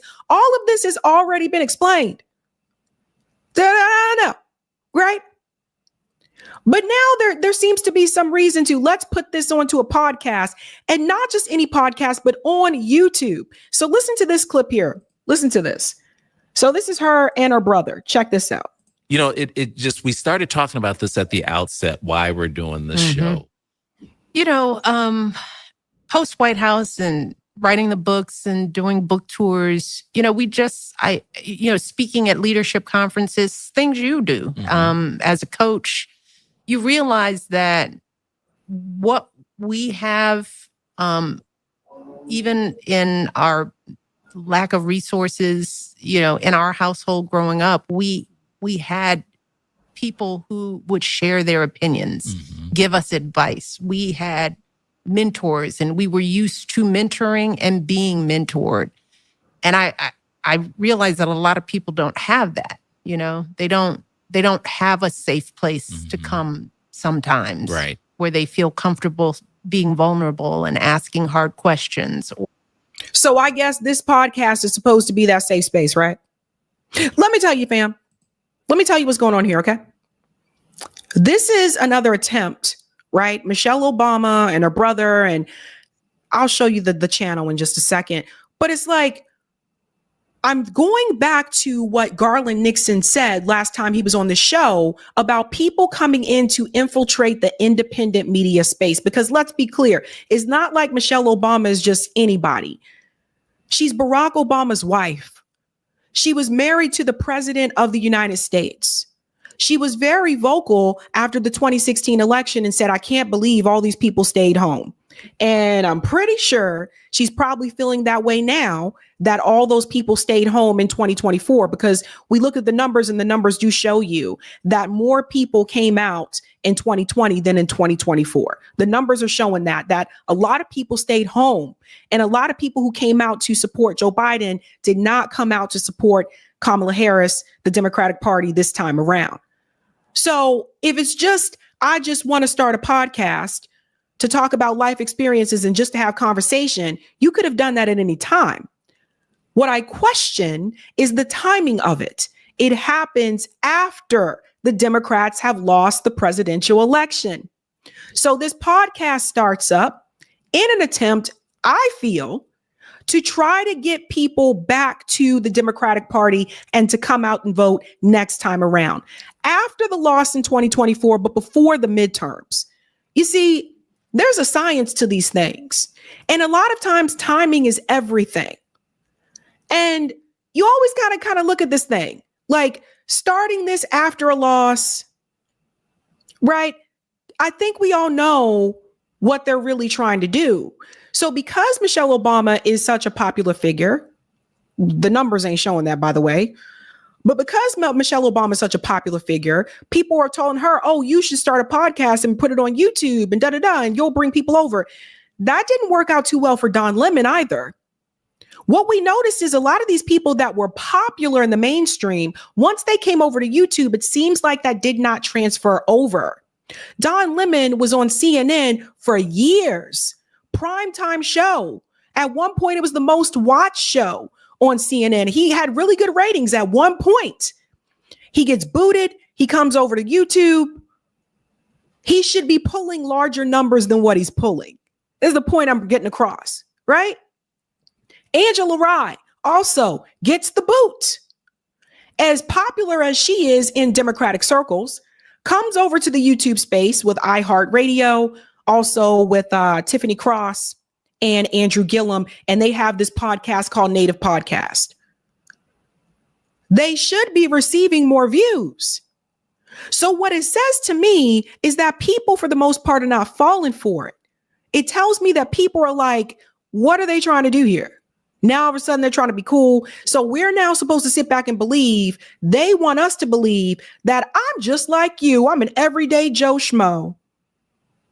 I know I was the wife of the president of the United States, but look at me just chilling here with my brother and all this kind of stuff. I'm dressed down. I'm just like you, but they're not. This is a facade, right? No, you're not just like us. You and your husband have a mansion in Martha's Vineyard. I live in Massachusetts, honey. I've never even been to Martha's Vineyard. They're trying to trick you. Let's continue. Or they don't have people in their lives they trust. They are lone wolves, or maybe they have contentious relationships where they're estranged from the people they could rely on. So a lot of people out there are looking for guidance. A lot of people have questions they want to know, especially when they see somebody of note with a platform who, you know, by every measure looks successful. The first question is, how? How'd you do this? Tell me more. So I can only access so many people through books or at tours or at, you know, limited leadership conferences. So I think this podcast, first and foremost, gives us an opportunity to hear from folks. You know, we're going to be taking, you know, questions from listeners who are going through some things and just need a little advice. Okay. So she mentioned the word access, right? I only get access to people, so many people on podcast tours or book tours, etc. Right? So she's trying to reach more people, and she's trying to reach more people with what message, right? Probably the same message as before of this is what happened because you guys didn't come out and vote for Kamala. This is what happens because you guys didn't come out and support the Democratic Party. You can see they have the website for it here. IMO. Welcome to IMO with Michelle Obama and Craig Robinson. See, they got the podcast and everything. Every week, Michelle Obama and Craig will be joined by a special guest to answer your real questions about life and everyday challenges you are facing. So I'm pretty sure those questions that they answer are going to be very, very cleverly selected. Watch our premiere episodes here. You should start a podcast with your sibling. Some friendships need to go with Issa Rae. So again, like, it's out of touch. It's like they want to dress down and make it seem like they're just like you. Like they get you, they get the working class. But then they have celebrity guests that people you have nothing in common with and you would never be able to talk to.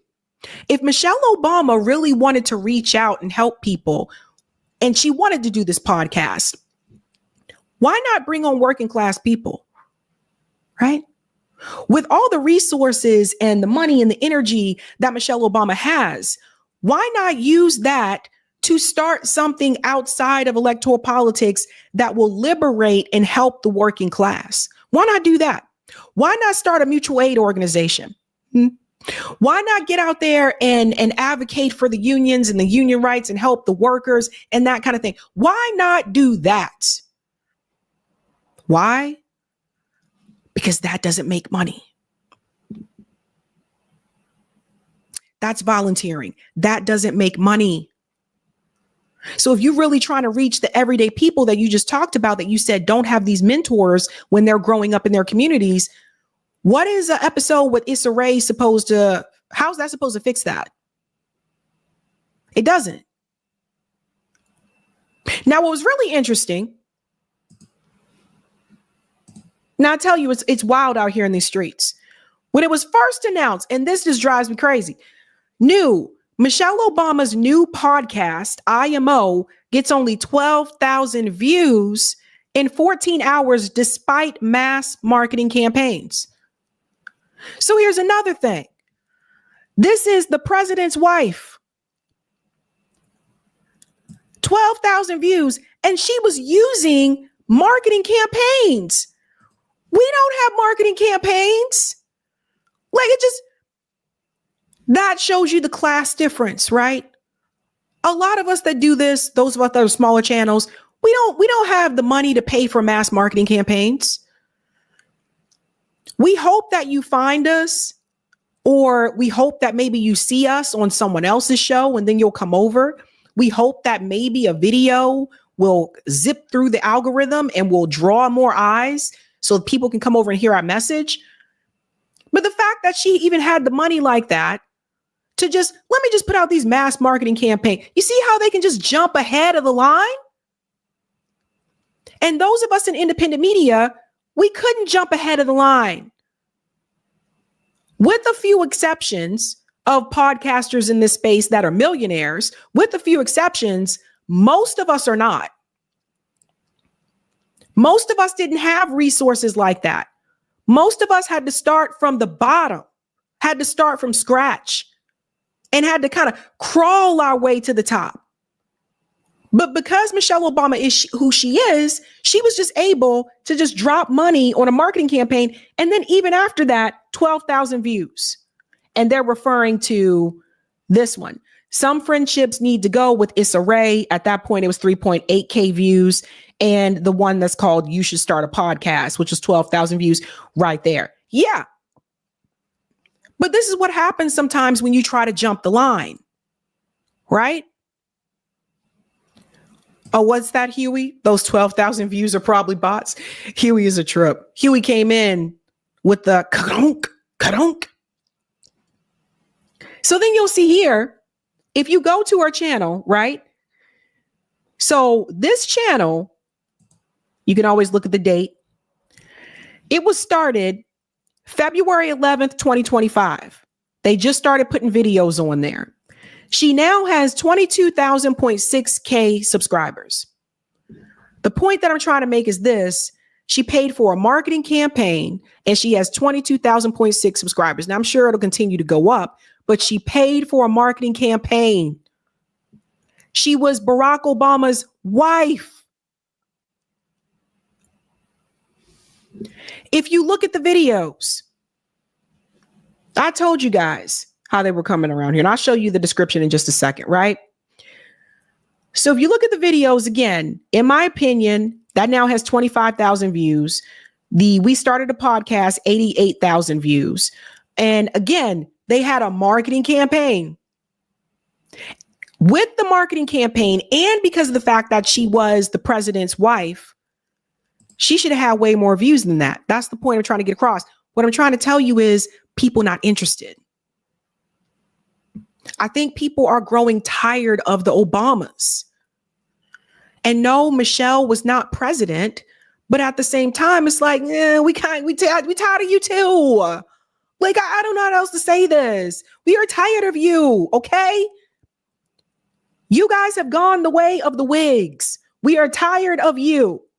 And then you'll see the Issa Rae one now has 47,000. And then this one 7 hours ago, 8.9K. The point is, they're trying to trick you. Girl from the South Side and former first lady, wife, mother, dog, lover, and always hugger in chief. So she's trying to make herself seem like I'm down, I'm real, just as you, but you're not. We're not the same. And I'll say this to anyone, be very wary of people doing this. So, girl from the South Side. Girl from the South Side. Bree had a really good point here. It's very funny to me that we went from podcasters aren't real life to the Democratic Party thinking they need a Joe Rogan to win and Michelle Obama trying to have my job. That's a really good point. Really good point. Remember what they said about us. We're not real, right? Oh, don't listen to them. They didn't go to journalism school or da-da-da-da-da. We were nobody. Nobody that they said don't come over here. They said this isn't real news, right? But now everybody want to come over here. That's the point I'm trying to get across. Everybody. Mouse says Bree for the win. For reals. It's ridiculous. Get out of here. Get out of our space, right? It takes me back to something that Torrin said. This was at the Black Media panel I had a couple days ago. Torrin and Garland warned us about this. Listen to Torrin. I think some of them are so inured with the way the mainstream works that they can't find an authentic voice in the streets, and they don't even know how to move because nobody trusts you. So I just feel like it's fascinating. But you're going to see more of that. And like the brother Garland said before, a lot of these people didn't give a damn about doing independent media until they got the boot. Now they're trying to come out here like, hey, my brother, my sister, everything. There's a movie. Yeah, so it's interesting. It's like, yeah, now everybody's like, I'm here. I'm down with the people. I'm just like you. Now they want to be one of us. You didn't want to hear from us. You guys didn't want nothing to do with any of us. And Garland really broke this down. It's just interesting that this podcast announcement happened after Garland said this on my show. Listen to this. It's not news. If I can turn on MSNBC or CNN and I know who they're going to attack, I know who's good, who's bad. Then I go to Fox, I know who's good. Then I go to Newsmax or Newsmax or OAN, right? And I know who's good and who's bad, right?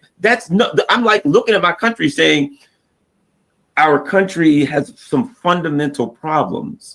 When I can't turn on the news and just see, I want to see a forest fire. Don't we just have forest fires anymore? Why is it if it's a forest fire, then if it's a Republican or a Democrat, it's not the forest fire, it's the story. It's what state is it in and which political party is in charge of the state so you can attack them and blame them for the forest fire. Everything has a political tinge to it, which means we don't have media anymore. We just have outlets for the various parties. And I think what's happening, and Terrain hit it, and that is there's those of us, I've been about 3 years, who enjoy what we do.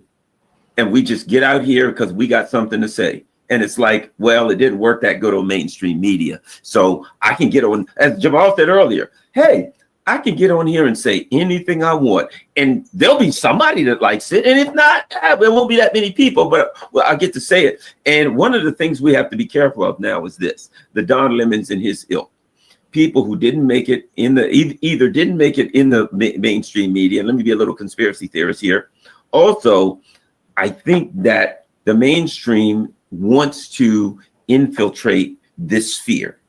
And they want to get people in here and give the appearance that they're alternative media. And we know who they are. There's some people I look at it and I'm like, you look like you're sitting in your bedroom or something with some curtains in the back, right? But when I listen to what you're saying, I might as well be listening to CNN. So they want to, there's people out here that want to create the appearance of alternative media, but what you're hearing out of their mouth is it's the same old thing. And I feel it's the mainstream trying to infiltrate here and get over here and take all of our people, but it ain't going to work because the people that are in the chat right now, the people that are watching our shows, they're there for the realness of it. And they know when it ain't real.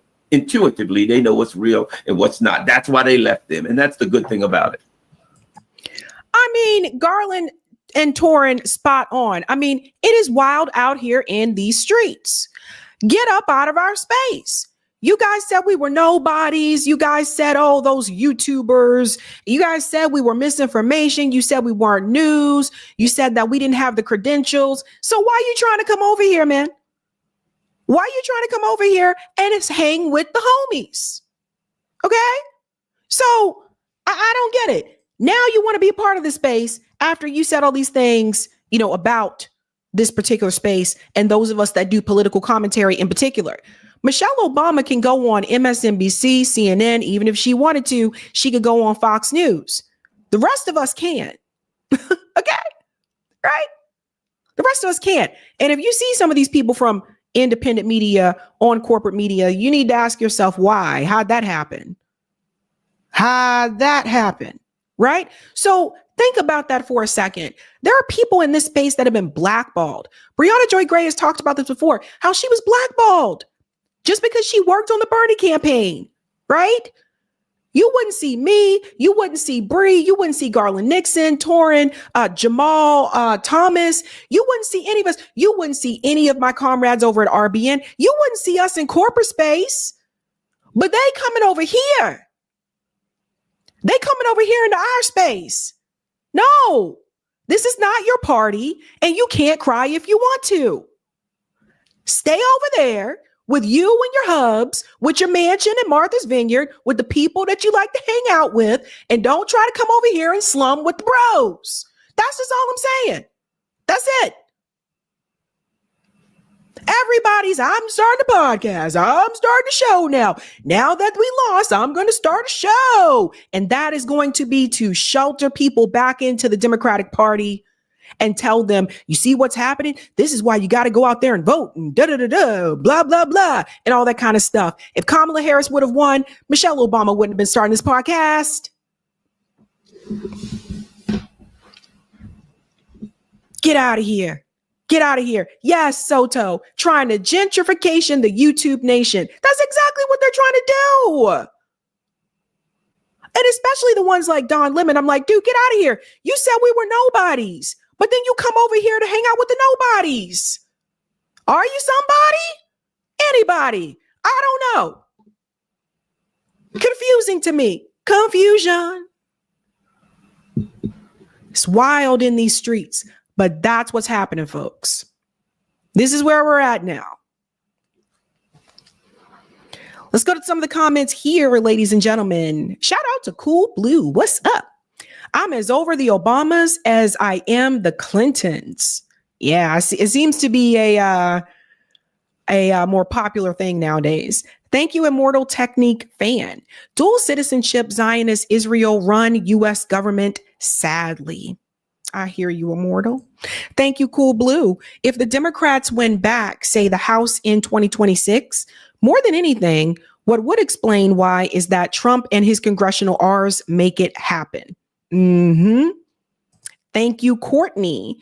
Sabby, I tried to get through her podcast and I couldn't. This will probably flop like she did with Netflix. She's better off being of a Housewife Bravo series. Yeah, she would probably be better off on one of the Real Housewives series or something. We don't have a Real Housewives of Boston and they in Martha's Vineyard. And then most people that have homes at Martha's Vineyard, like those vacation homes, they're not there for most of the year anyway. But maybe she could join something like that. Like, I don't know. You know, you might have to flip a table or two. You might have to get into a fight with someone or something, you know, like at least one episode. But maybe you should do that. Thank you, Michael. Do you remember how fast Obama's podcast with Bruce Springsteen flopped? I can't believe people remember. I said, why you with Bruce? And I said, Bruce Springsteen, what are you doing? Me and Bruce, you know, I have an appreciation for Bruce Springsteen's music because I did feel like Bruce Springsteen and the E Street Band, like they are great performers. If you ever get the opportunity to see them live, they are amazing. They put on a full show. And one of the actors from The Sopranos is actually a member of the E Street Band. So like they can really do it, you know? But when I was like, Bruce Springsteen has a podcast with Obama. And I just thought to myself, like, why, Bruce? Why? And I like some of your songs. I get up in the morning. You guys know that raspy voice. And I ain't got nothing to say. I come on in the evening. I go to bed feeling the same way. Thank you, Immortal Technique. Democrat/Republican just serve Israeli interest. I agree with you. Thank you. Where's the love? Michelle is on a PR special operations mission to save the Obama branding. Very messed up. Why didn't she do this as first lady to reach folks? It's a good point as well. Thanks, Andrew. Michelle Obama's big announcement should have been she's divorcing Barack and doing a podcast if she wanted higher views. Ooh, Andrew, you know what? You wanted something. Thank you, Cool Blue. All I want to know of the Obamas is if they'll divorced. Rumored since Michelle didn't attend Trump's inauguration and before that, Carter's funeral. Yeah, that was weird. We talked about that, right? Thank you, The Adventures of Kid. Michelle should have done a food review channel. That probably would have hit. Rocco says Ground News isn't biased. You know what? Ground News reached out to me for sponsorship. Like they asked me, you know, to have them as like a sponsor. And I was like, no sponsorships for Sabby. Sherry, Sabby, not to change the subject, but you must watch Lauryn Hill's tribute to Roberta Flack's. Oh, Roberta Flack's funeral. She killed it. I saw it. I wish I could play it on here. I wasn't sure. I think it might be copyright. That's why I couldn't play it, but I could play it on Call-In tonight. Thank you, Blueser. Her podcast can go to the dumpster. She was just trying to sweep folk back into the Democratic Party who were funding a genocide. It's insulting. These people are not for our well-being. She can go. And thank you, Rose. I live in rural New Hampshire, but from Boston. To be honest, it's so painful. And New Hampshire's different. It depends on what your interests are, right? If you're from Boston, you might be a little bit bored, you know? Thank you, Marlon. The Democrat and the Republican need to be replaced by the independent party. Let's go, working people. Let's get it done. That's my thing to people. Something you can do that doesn't cost you any money and not much time. Change your registration to independent. Thank you, Gamble. Real Housewives of the Free World gone left. You guys are so funny. Oh my gosh. Oh my gosh. Okay.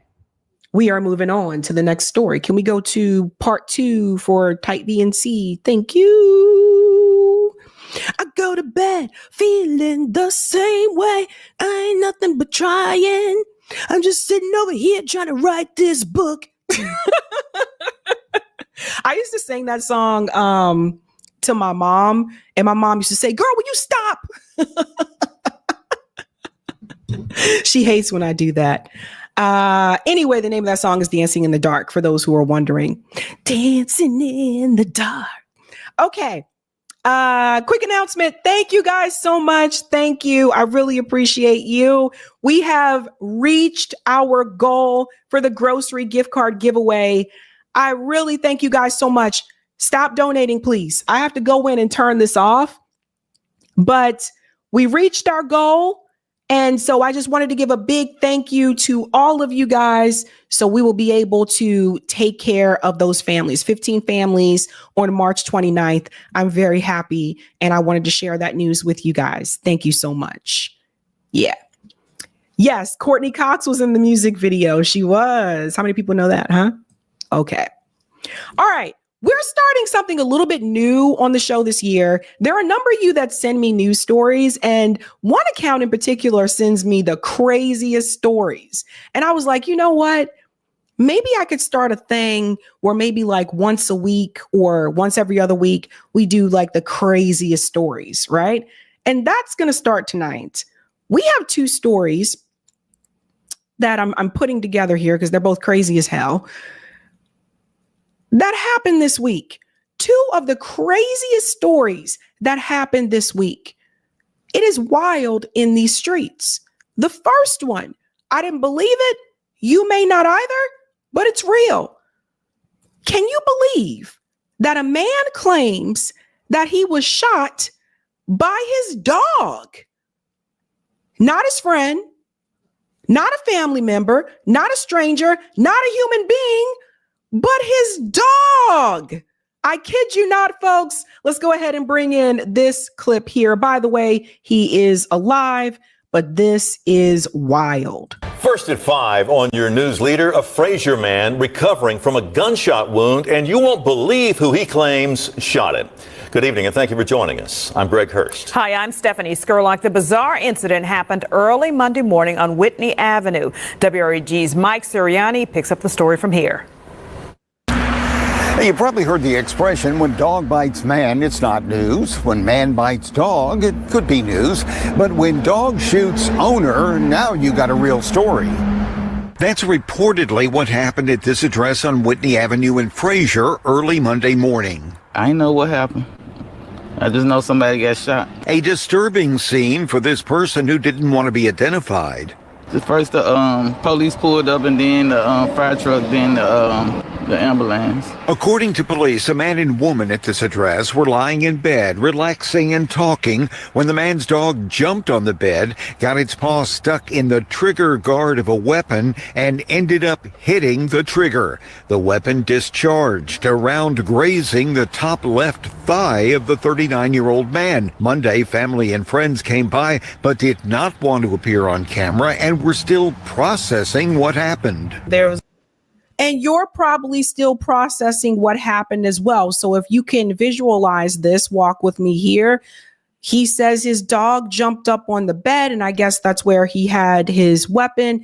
And I guess the little dog's paw got stuck in between where the trigger was, and the trigger goes off and shoots the man. Now, luckily, he is alive. From what I understand, he was chilling on the bed with his girlfriend, but somehow dog made gun go off.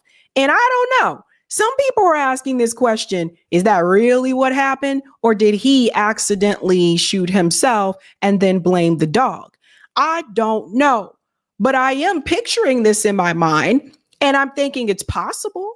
It's possible it could have happened. I mean, dog gone wild, for real. A freak incident and the dog jumped up and caused the gun to discharge. A friend of the victim told me the dog involved is a pit bull, about a year-old, named Oreo. Yeah, he's really friendly. He is a pit bull, but he's a very friendly pit bull. And of course, it had to be a pit bull. This is another reason why I wanted to cover the story. Of course, it had to be a pit bull because you know the belief about pit bulls that they're aggressive or whatever. Of course, it had to be a pit bull.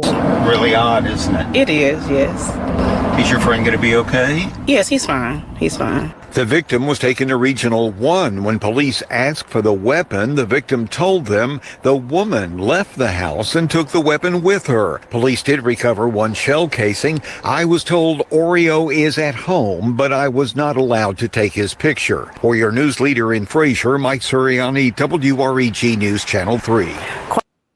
So it's sad, huh? Quite the unusual story there. And the victim, 39-year-old Gerald Kirkwood, has been discharged from the hospital. Police have ruled this an accidental injury, and their reports do not indicate any charges were filed. First at 5. So I think the lesson to be learned from this story is that, number one, you're supposed to always have the safety on. And I know those of you, we've talked about this before on Call In, but for people who are gun owners, that is what, like, the first cardinal rule, right? To always have the safety on. So there's that. And yes, I've heard of accidents happening with guns with humans. Not with a dog. So this was new to me. What was also kind of weird about the story is that they said, well, the girlfriend left and took the gun with her. That was kind of weird to me too. And it kind of makes me wonder, what if it was the girlfriend who actually shot him because he pissed her off or whatever, and she left. And so he's like, I'm going to blame my dog. I don't know. Like, I don't know what to say. I don't want to laugh. I'm sorry for laughing. This is bad. I'll stop laughing. But you can see, guys, even The Guardian covered this story. Tennessee man shot by his dog while lying in bed. A bullet grazed the Memphis man's thigh after his 1-year-old pit bull got his paw stuck in a gun's trigger guard. And here's little pup, you know? So, I guess little puppy was just chilling, minding his own business. I don't know, but this bothers me. I'm like, is that really what happened? Like, are you maybe trying to put this on the dog? And here it is here. You'll see it says the woman accompanying Kirkwood and Oreo reportedly left the home where the shooting occurred and took the gun with her, while the wounded man was brought to a hospital in non-critical condition. So my question is, why would she have taken the weapon with her? Why? I need some answers to these questions. That's a bit bizarre to me. Like, oh no, we need to find the girlfriend. Where are you? So think about that. That's a crazy ass story. And it's wild out here in these streets. But that's not the only crazy ass story. It appears there's another one where a gentleman was shot because he got into a fight over chicken. Now, this took place in Seattle. Another wild and crazy story, ladies and gentlemen. You got to see it to believe it. Talk about road rage. We're talking about chicken rage. Let's go. Turmoil outside a Safeway parking lot spirals into even more violence. I was in the military. I never got shot, but I get shot in Safeway over some chicken. The Army veteran and father of 3 says he just got off work at a nearby business when he and his coworker bought Safeway's Monday night cheap chicken deal and were eating in a car parked outside the grocery chain. And I was throwing my chicken onto the ground outside my window so I didn't get any mess in my coworker's car. That's when I'm out. Why are you throwing chicken bones out of the window of the car? What? You're right outside of the Safeway. There's a trash can outside of that Safeway. Why are you just rolling down the window going, boop, just throwing the chicken bones just out the window? I'm so confused. What is happening? Are you okay? Are people okay? People okay? I don't think they're okay. he says another driver parked next to them and accused Grant of throwing chicken bones at her vehicle. She opens up the car and steps onto some chicken, and she's like, "What the? Why is there chicken on the ground?" And she looks over at me and it's like, "Are you serious, man? You're throwing chicken onto the ground?" And I'm like, "Who cares? Leave me alone. F off." A police report says the argument escalated when the other driver took scissors and tried slashing Grant's tires. And I jump out of the car and I tackle her to the ground and I put her into citizens arrest. The chaos captured on his coworker's cell phone. Stopping my tires. 3820 Rainier Avenue South. You under arrest. So this woman here was upset because she stepped out of the car and apparently, I guess, stepped on one of his chicken bones or something like that. Whatever. And apparently, I guess, decided she was going to fight him because of it. Now, and I'm just thinking about, this is all over chicken. You know? Think about that for a second.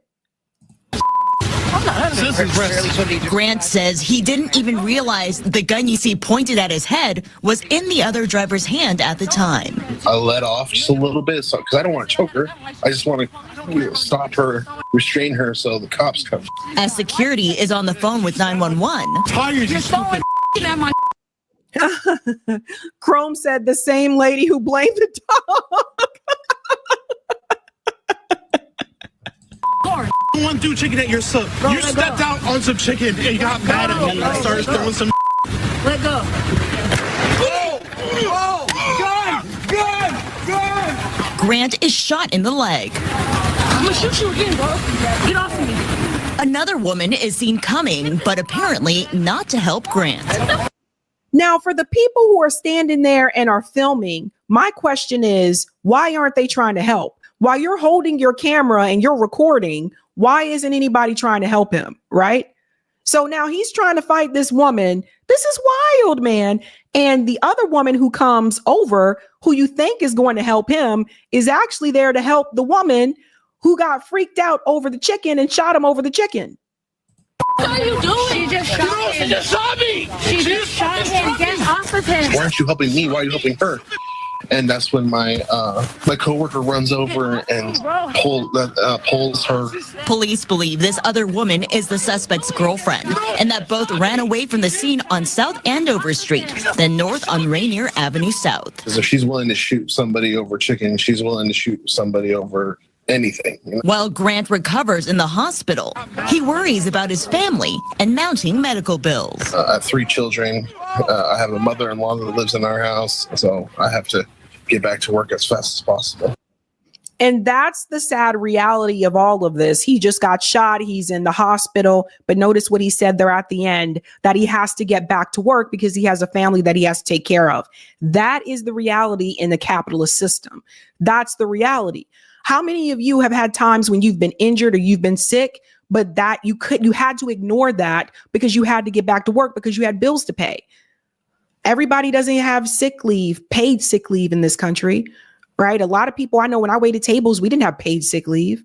So that's something to think about. But that part right there hit home when he said, I got to get back to, think about what he's really thinking about. Not, I should rest and get better. I got to get back to work because I have a family I got to take care of. I got bills to pay. All of this over some chicken. Shoot you again.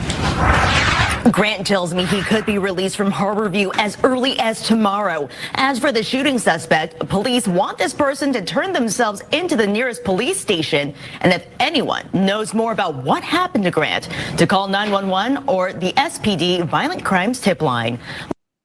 Okay, so if you guys recognize that woman or whatever, you know, there's a number there that you can call. But my thing is, the people who were filming it on their phone know exactly what that person looks like.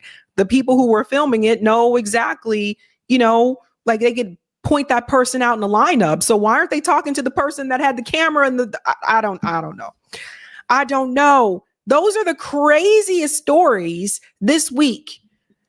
And as I told you, it is wild in these damn streets. All right, let's go to some of the comments here, ladies and gentlemen. Peter said, "This is why I hate dogs and cats." Oh, Peter. Miranda said this happens a lot, actually. Interesting. We can talk about it on Call-In. Chrome, he shot himself and blamed the dog. Mike, you definitely would make this story a standalone upload. You'll get many WTF clicks. Yeah, I'm thinking about, and not just, you know, because of the clicks, but I'm thinking about making this like, I don't know, maybe like a weekly thing, which is like the craziest stories of the week. Thank you for the super sticker, Regine Joy. Huey said, to be fair, you can train a dog to pew pew.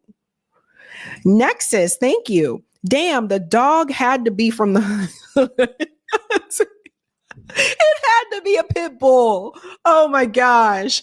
Thank you, Rose. Pit bulls are the nicest. They are family protective. Thank you, John. What are your thoughts on pugs, English bulldogs, and French bulldogs? They're my favorite dogs. They're cute, sweet, and I never met a nasty one. I love pugs. I love English bulldogs. English bulldogs are very expensive. I can't like afford one, but I love those types of dogs. I think they're so cute with the, you know, the pugs, they have the big giant eyes and the little squishy nose and the little tail that goes wee. Like, I think they're so adorable and cute. But in doing my research, I did read that pugs can tend to have a lot of health problems, like those types of dogs, because of like their nose, their little smushed in nose, they can have like health problems, and you do have to have the money to be able to, you know, take care and pay for those types of things. But I love those dogs. Thank you, Helpful Harm. He hid her body with the gun. Do we know if she's alive? I don't know. These are all, I don't know, man. Rhino, I want some damn Popeyes like right now. Trash Panda, imagine getting shot participating in big back activities. Thank you, Rose. Dogs are family. Don't kill them. It's not funny. And thank you, Roger. Oh, thank God it wasn't a brother eating fried chicken. I know. When someone sent me that story, I thought that too. I was like, watch. I said, please don't let it be a black guy. Please don't let it be a black guy. But it was not. So interesting. All right, guys, go ahead and smash that like button. Thank you. If you're new, don't forget to like, sub, and share. And we're going to our final story. After this, we will head into Call-In, ladies and gentlemen. So let's do the damn thing. Every now and then, there comes a time during these debates where someone just manages to so effortlessly put someone like Rabbi Shmuley in their damn place. And this time, that was Aaron Mate. And he did it in such an eloquent way. That's what I appreciate about this. He didn't have to yell. He didn't have to like scream or anything like that. He did it in such an eloquent way. And I think that's part of the reason why this particular debate went viral. That's right. Rabbi Shmuley versus Aaron Mate on Piers Morgan. We're going to get started with this part of that debate first. Check it out. There's a lot to respond to. There was an election in Gaza. 2006. The people of Yes, and what happened 20 years was, ago, there was the an election for 4 years. Excuse me, and they haven't allowed an election. I didn't interrupt you, Rabbi. I didn't interrupt you. Thank you. There was an election. The people in the West Bank and Gaza voted for Hamas, and how did Israel and the U.S. respond? Not being generous to Gaza, as Rabbi Shmuley falsely claimed, putting it under an inhumane, crippling siege. depriving it of all the basics people needed to survive. Even certain types of hummus were banned from entering Gaza under Israeli rule. That's the benevolent Israeli occupation that Rabbi Shmuley wants us to believe in. The reason why Hamas turned to armed resistance against Israel on October 7th is because they tried all other means. When Palestinians launched the Great March of Return in 2018, tens of thousands of people marching peacefully, they were gunned down by Israeli snipers. When Hamas leaders accepted the Arab League peace proposal of a two-state solution, accepting just 22% of Palestine, their historic homeland, Israel said they wouldn't even discuss it. So that... Pause for a second. So this part is important because when people talk about the armed resistance, what Aaron is doing is walking you through the history so that you can understand that that was the last resort. It's not like they woke up one day and said, okay, we're going to arm ourselves. No, that was the last resort. This was after they tried everything else. This was after they did peaceful protests and the IDF shot at their feet.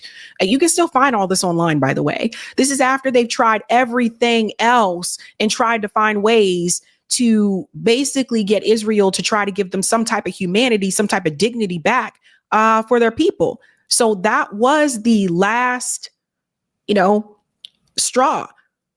And oftentimes, and this is why I say this is why I say the history is important, and don't just start with it all started on October 7th. Because if you say that, you're ignoring everything that led up to October 7th. So that's important for people to get. Answers the question of why Hamas has turned to armed resistance, because when they've tried to pursue the diplomatic path, Israel has ignored them. And that's the fundamental problem here. Rabbi Shmuley mentioned countries in the region that don't have electricity, whereas the other other countries thrive. Well, all those countries that Rabbi Shmuley mentioned, Iraq, Syria, Lebanon, they share another thing in common with the Palestinians. They've been relentlessly attacked by U.S.-Israeli aggression for years. The Iraq War, for example. Syria, Israel's stolen the Golan Heights, is currently stealing more territory today. Lebanon, Israel invades in 1982, kills tens of thousands of people, occupied it for many years, recently undertook a new round of massacres. So if Rabbi Shmuley cared about the people of the region and all Israel apologists, what they would simply do is say, for the first time in our history, we're actually going to accept the right of Palestinians to have their own land, not come up with these fantasies of ethnic cleansing, which Israel has tried to do since its founding in 1948, say, we're actually going to recognize the rights of Palestinians to have self-determination, which everybody in this world has. And the reason why they don't accept that is because they're a Jewish supremacist state founded on this idea that Jews are superior, have a biblical right to all this land, and that's why they're pursuing their current path. Aaron, let me ask you this. So, of course, here comes Pierce to interrupt, right? So what I thought was pretty interesting here is that, again, we always have to stress on this show, religion is a belief. And in the United States, we do have separation of church and state, right? Imagine if we didn't have that here. And imagine if religion was the law of the land. Then you have to ask what religion is going to be that law of the land. So considering America's history, it would probably be Christianity, right?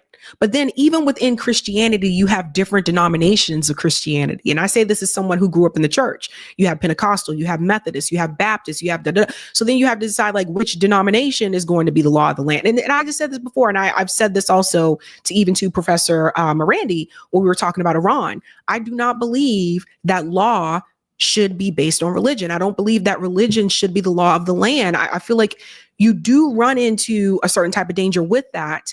And it can become an excuse for what Israel is doing, right?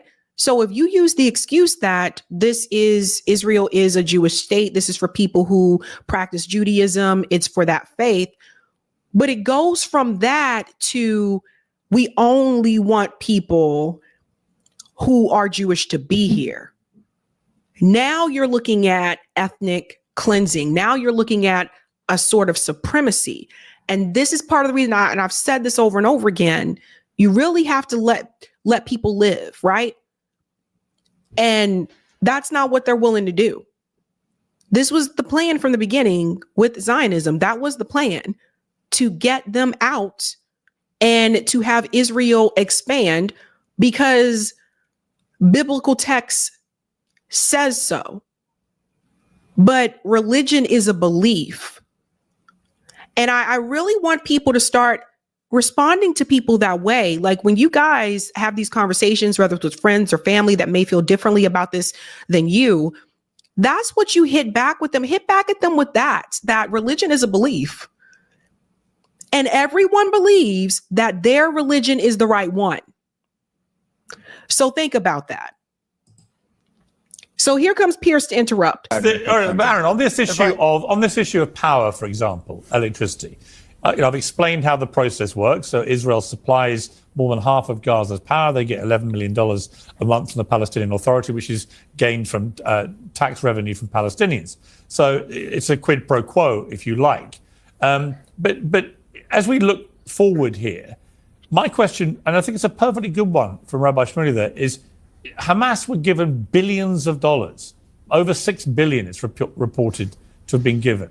And they could have gone one of many ways, right, with that money. They could have built a more prosperous Gaza if they wanted to. But instead, they spent or squandered that money on effectively building a terror network amongst the civilian population and then unleashing hell on October the 7th against the people of Israel. So the pushback that I give on this is this. When you have occupied a group of people and you say, oh, here's some money, go build some stuff with it. When you are occupying people and they are fenced in like they are cattle, you don't get to tell them how to spend that money. You get what I'm saying? Because I would have assumed most of the people in Gaza would have wanted their freedom. You keep your money and let the people be free. Let the people move freely. But you don't get to occupy people and then throw money at them and say, now let me tell you what you're going to do with that money. No, that's not how this works. Very, very, and of course, Pierce, of course, very pro-Israel, right in the Zionist back pocket.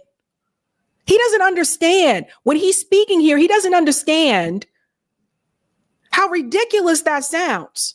Well, they were given money and they decided to do something else instead of doing what they were told to do with it. The people are occupied. The people are oppressed.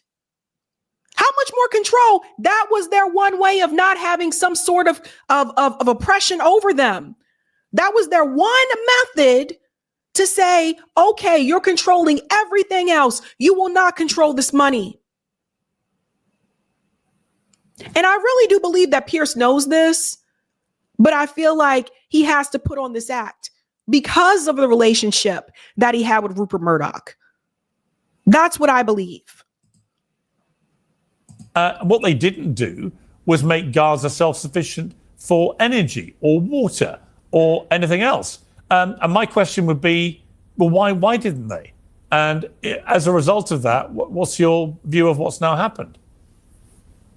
Well, my answer is they were not allowed to. Israel subjected Gaza under Hamas's control to a criminal blockade, preventing the very reconstruction materials that Gaza would need to build the electricity. They bombed Gaza's power plants, took it offline. They've destroyed the water infrastructure well before October 7th.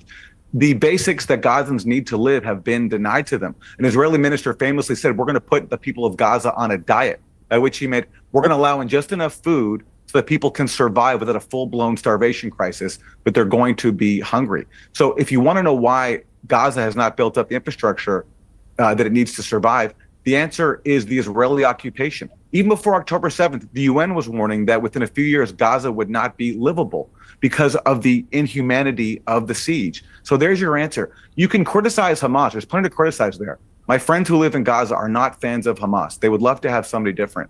But I'm not going to hold occupied people accountable for the crimes of their occupiers.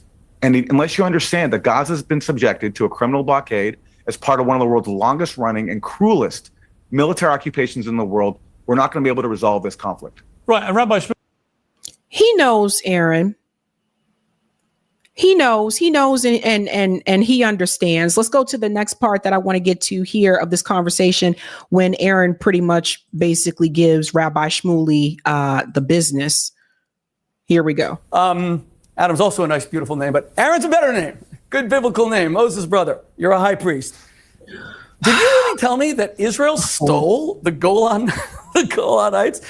Did you really want Assad to have it while he was gassing Arab children with mustard sarin gas, with poison gas? Do you want Al-Julani? Do you want Al-Julani to have it right now? Did you watch the videos of what Al-Julani did to the Alawites over the past week? Have any of you seen a single demonstration? They took Arab men and shot them in the frickin' head, and then learning from Hamas, posted it all on Instagram and on X, and you guys haven't said one word. You know why?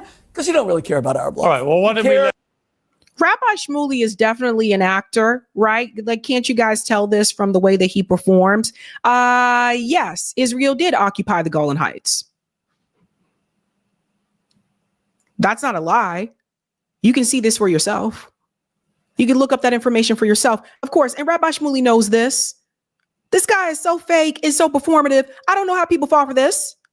I really don't. I don't know why people can consider and look at this guy and think that he has some type of cred. Okay? I don't care if he hung out with Michael Jackson. In fact, that makes me even more suspicious of you, right? Because Michael, you were probably one of the people he's trying to get away from. Hello? But I can't believe that people would look at this guy and actually take him seriously. I do not believe this. I don't understand. This guy is a clown. He is a joke. The mighty leprechaun. They're luckily delicious. This guy's ridiculous. I cannot believe this. People look at this guy and really think that he is serious. To demonize Jews. Why do we let him get a word in anyways? I think Aaron has said something about this. Let Aaron respond to that, because I think you have been saying things about it. Yeah. Just a historical point. Israel stole the Golan Heights in 1967, long before Bashar al-Assad was in power. Second of all, if Rabbi Shmuley is upset, let him speak, please. Okay.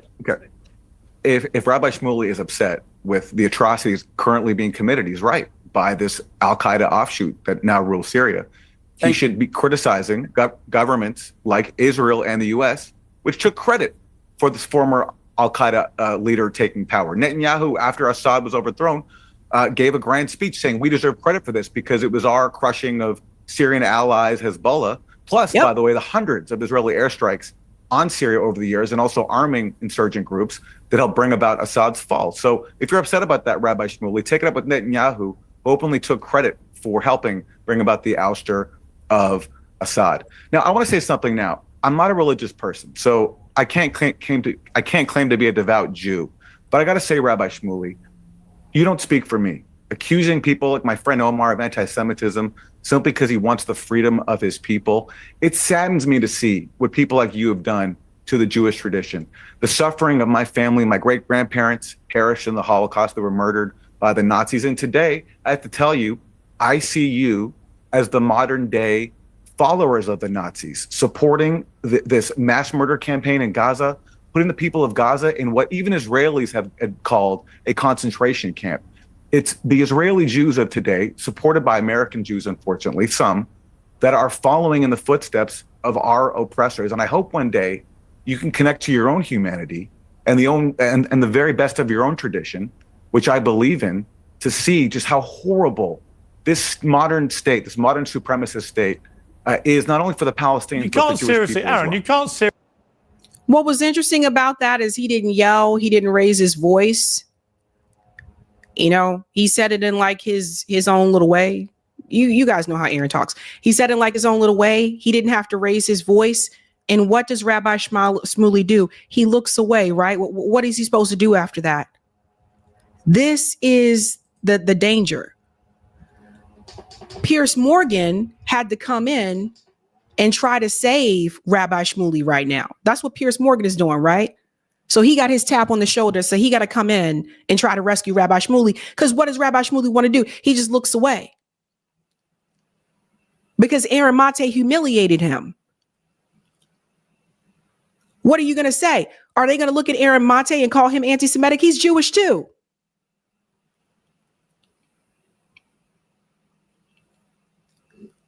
Sometimes in history, people who have been through some type of oppression, there's a saying called hurt people hurt people. Sometimes they in turn hurt other people. Sometimes they may think that because of what was done to them or to their people, that they now should be held in such higher regard. And then they become the oppressors. And that's what Aaron was trying to tell him, which I think Rabbi Shmuley kind of knows. And if you've been brainwashed to believe that this is what you're supposed to do and that it's owed to you, this is the danger of that.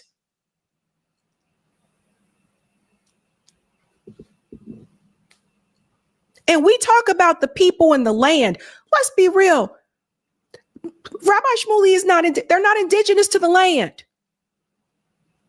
You have settler, colonialists who moved there, changed their name to make it seem like they're indigenous. That's what you have. And push the indigenous people out. That's what you have.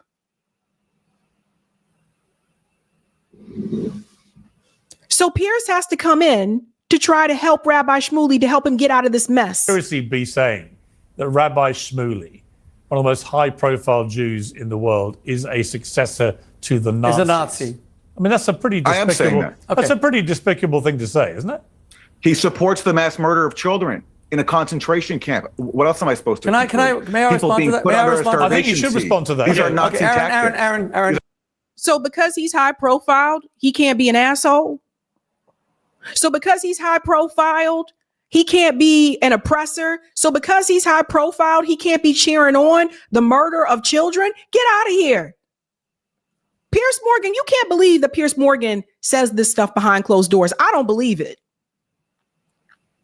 I believe he knows the truth, but that's not his job. His job is to go on there and to basically lick the boots of the Zionist lobby and all this kind of jazz and to put on the show that they want to see. That's Piers Morgan's job. Because honestly, he wouldn't have that career. He probably wouldn't have that career if he told people how he really felt. So he's a fake too. So you got Piers Morgan, who's fake, and you got Rabbi Shmuley, who's out there selling dildos, also fake. So you got fake and a fake, two fakes. Lying to people, to the American people. If you look at Piers Morgan's Twitter post about this particular issue, he'll say certain things on Twitter that he won't say on the show. So I would say if you really want to see how he feels, look at his Twitter posts. Look at some of those. That's how you know it's a performance. That's how you know that he's acting. We'll go on a little bit more here. They're Nazi tactics. Aaron, notice I have not once offended, used that hominem attacks against Omar or you. I have decided that I'm going to be factual. No, excuse me. You won't interrupt me. Omar started calling. Omar started calling me a liar. He wouldn't deal with any facts. A hypocrite. He said I'm drunk on lies, et cetera, et cetera. That's what we call ad hominem, personal attacks. I've seen it whenever, and I debate everybody because I like Pierce, and this is why I love this show. I'm also a free speech absolutist. The person who just called a Nazi spent the past year with his friend Ron Dermer, who was condemned by Adam Bowler because of our close relationship from my years as rabbi at Oxford. He was my student president. And Bobby Kennedy Jr., the new HHS Secretary of Health and Human Service, saving 200 Palestinian children who had cancer. Hamas would not let them go to an Israeli hospital because they would kill their families if Israeli hospitals treated them. Shaarei Tzedek or Sheba Medical, all of whom agreed to take them. We had to take them to St. Jude's Hospital in Amman. And I helped get them out. And the reason why the Israeli military wanted the kids out but not their accompanying attendants is that so many of them were terrorists pretending to be an uncle, a grandfather, that's other terrorist. But I helped arrest. A few of them died. It was terrible. I think we saved 173. But I want to say something to you, Aaron, if I may, respectfully. Let me just pause here. That's not the way the procedure works. In order for them to receive treatment at Israeli hospitals, Israel has to give the approval for them to come in. And there have been a number of times there have been Palestinians that were diagnosed with cancer that was not given that approval to come in and they just simply die. So he's making up this story and he tells you, oh, me and RFK Jr. Really? I ain't heard RFK Jr. mention any of this. He just coming up with shit. Like, you see how he just come up with this stuff? Oh my God, I helped a couple of Palestinian children. That means I could not be biased or racist or prejudiced in any shape, way, or form. Joe Biden, who was president of the United States, co-wrote the crime bill to go after black men and then became Barack Obama's vice president, okay? So just because you had a friend who's of a different race or ethnicity, or you help someone of a different race or ethnicity, that doesn't mean you're still not a bigot. That doesn't mean that you're still not in favor of the ethnic cleansing, okay? So spare me the I helped out a Palestinian bullshit. Spare me that. There is nothing worse than when people have to get this. This is something that oppressors love to do. They love to stand up there and ask for a damn medal for doing something that you should just humanly do any damn way. Okay? They want a cookie for things like that. Oh, there were sick Palestinian kids and I helped them. You're supposed to. As Piers Morgan said, you're high profile, right? Everybody knows who you are, right? You support the state of Israel, right? So obviously, if the people are occupied or sick and you have the means and the resources to do so, you're supposed to. So stop standing up here acting like you're supposed to get a medal for doing something that you should have done any damn way. Period. That is just incredible logic. Everyone pay attention to that. I can't take too much more of this guy. Everyone pay perfect attention to that. That is something that oppressors will often do. I help those poor, sad little folks.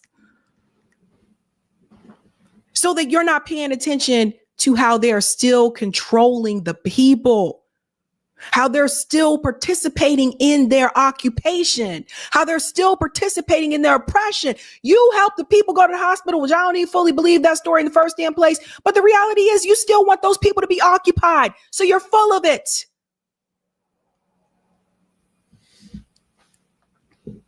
That is colonial way of thinking. That's what that is.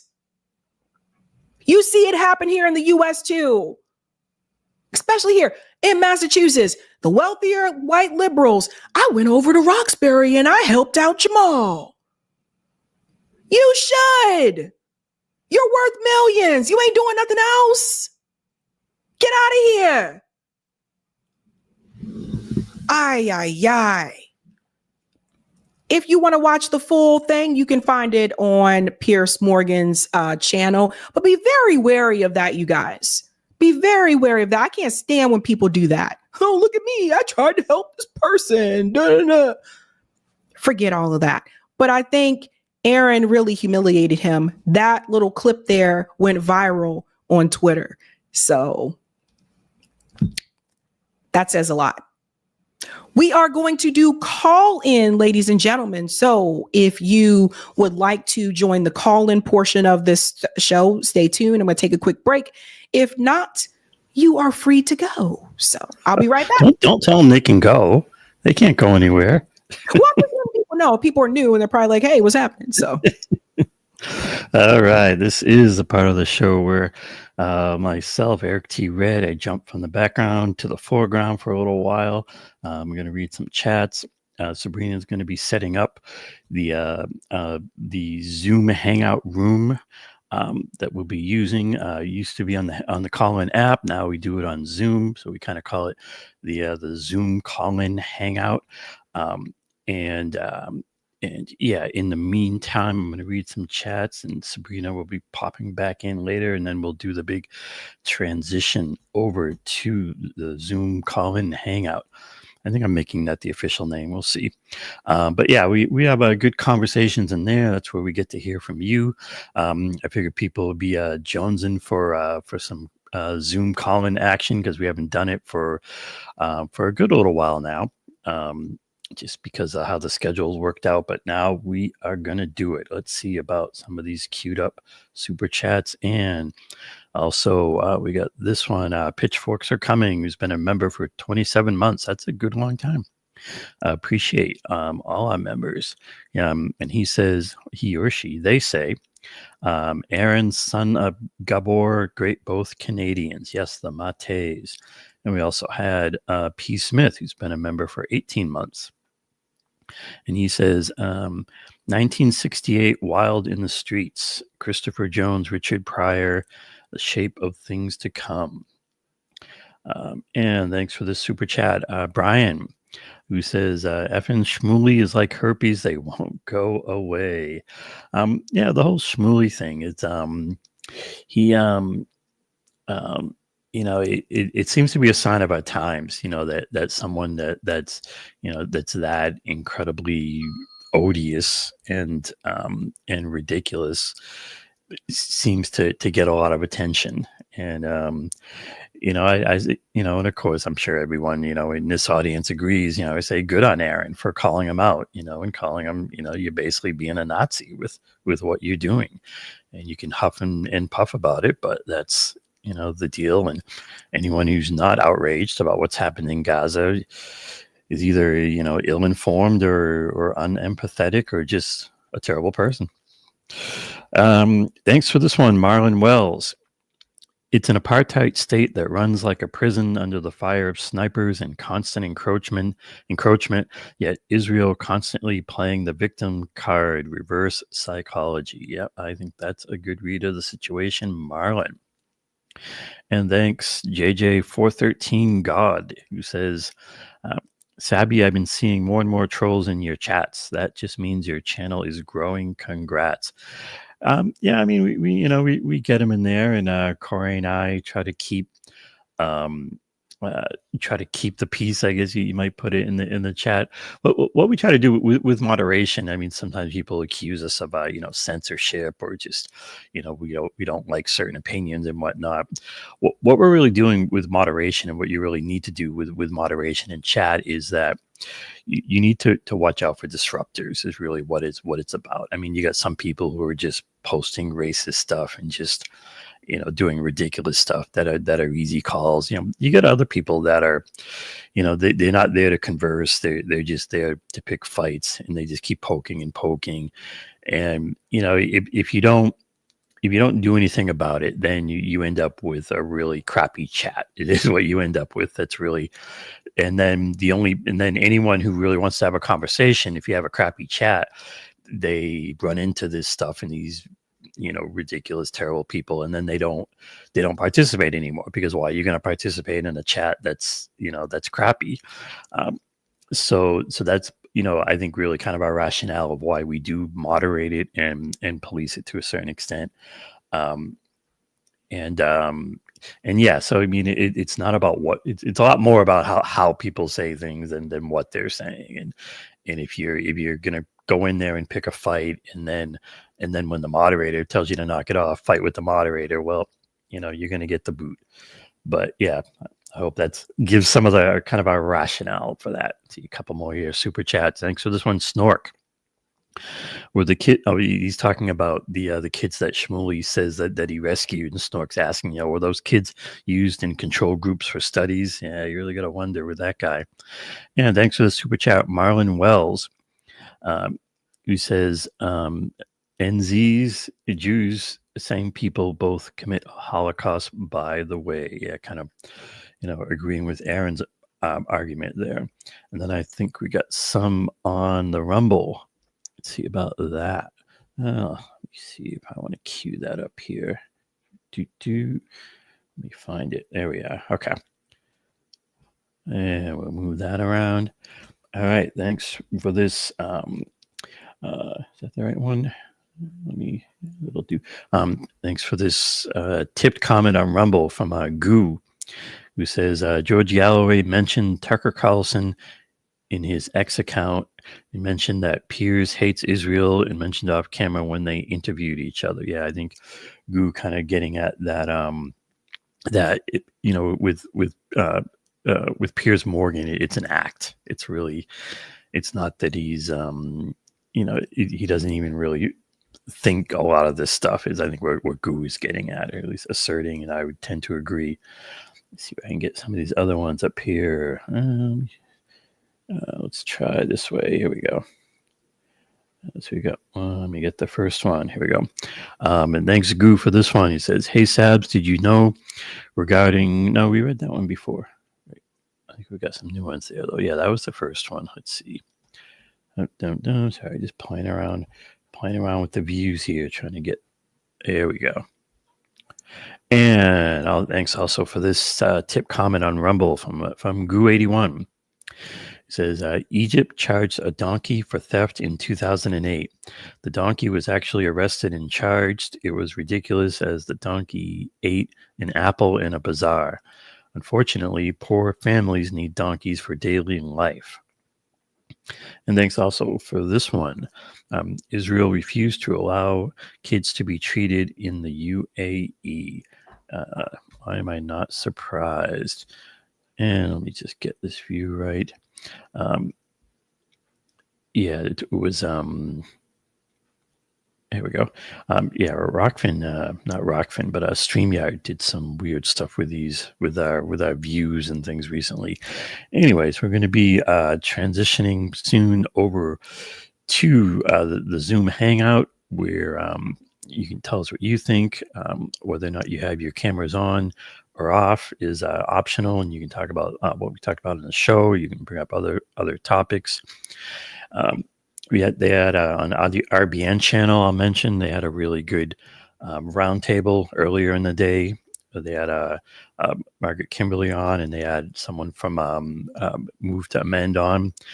And really, it's cool to to have Move to Amend on and be talking about what are the solutions, like how can we really get from here to there in terms of getting a better world. And if you look at the 11 Demands, which you can find at 11demands.org, there's also Substack. Encourage you to sign into the Substack. But high up on the list of 11 Demands is the constitutional amendment that Move to Amend is about. And so, I think it's a really good tool. I think it's a really good part of what we want for the real change, to get there. And it's also can be a rallying point, that we need to do this amendment. I do kind of wish that Move to Amend got a little more demanding, shall we say, got a little more almost pushy or talking about consequences if the Congress people aren't doing more and aren't really pushing through the amendment. But I definitely support what they're doing, and I think people should in general and have it be part of the whole bit. Anyways, I'll stop yapping and we'll transition to the Zoom Hangout. All right. We are going to head on over to call in, ladies and gentlemen. You know how this works, or you guys that are oldies. I guess I don't want to call you oldies, but you know how this works. The link for a call-in is pinned at the top of the chat, so you can see that right there. I'm going to go ahead and open up the Zoom room while I'm on the show for you, ladies and gentlemen. So let me go ahead and do that. I like to do this just to make sure people can get into the call-in. So it's already open, and I see people are starting to join right now. And that link is there, but you can also find that link on sabrinasalvati.com along with the passcode if you need it. But it looks like people are typically able to get in without that passcode. So if you want to speak, it's your first time on here. The way this works is that you raise your hand. If we can have everyone mute really quick. The way that you do that, at the bottom of the screen on Zoom, you gotta hit the button. There's an option to raise hand, and that lets me know that you want to speak. Eric, I'm going to go ahead and make you a co-host so you can start muting people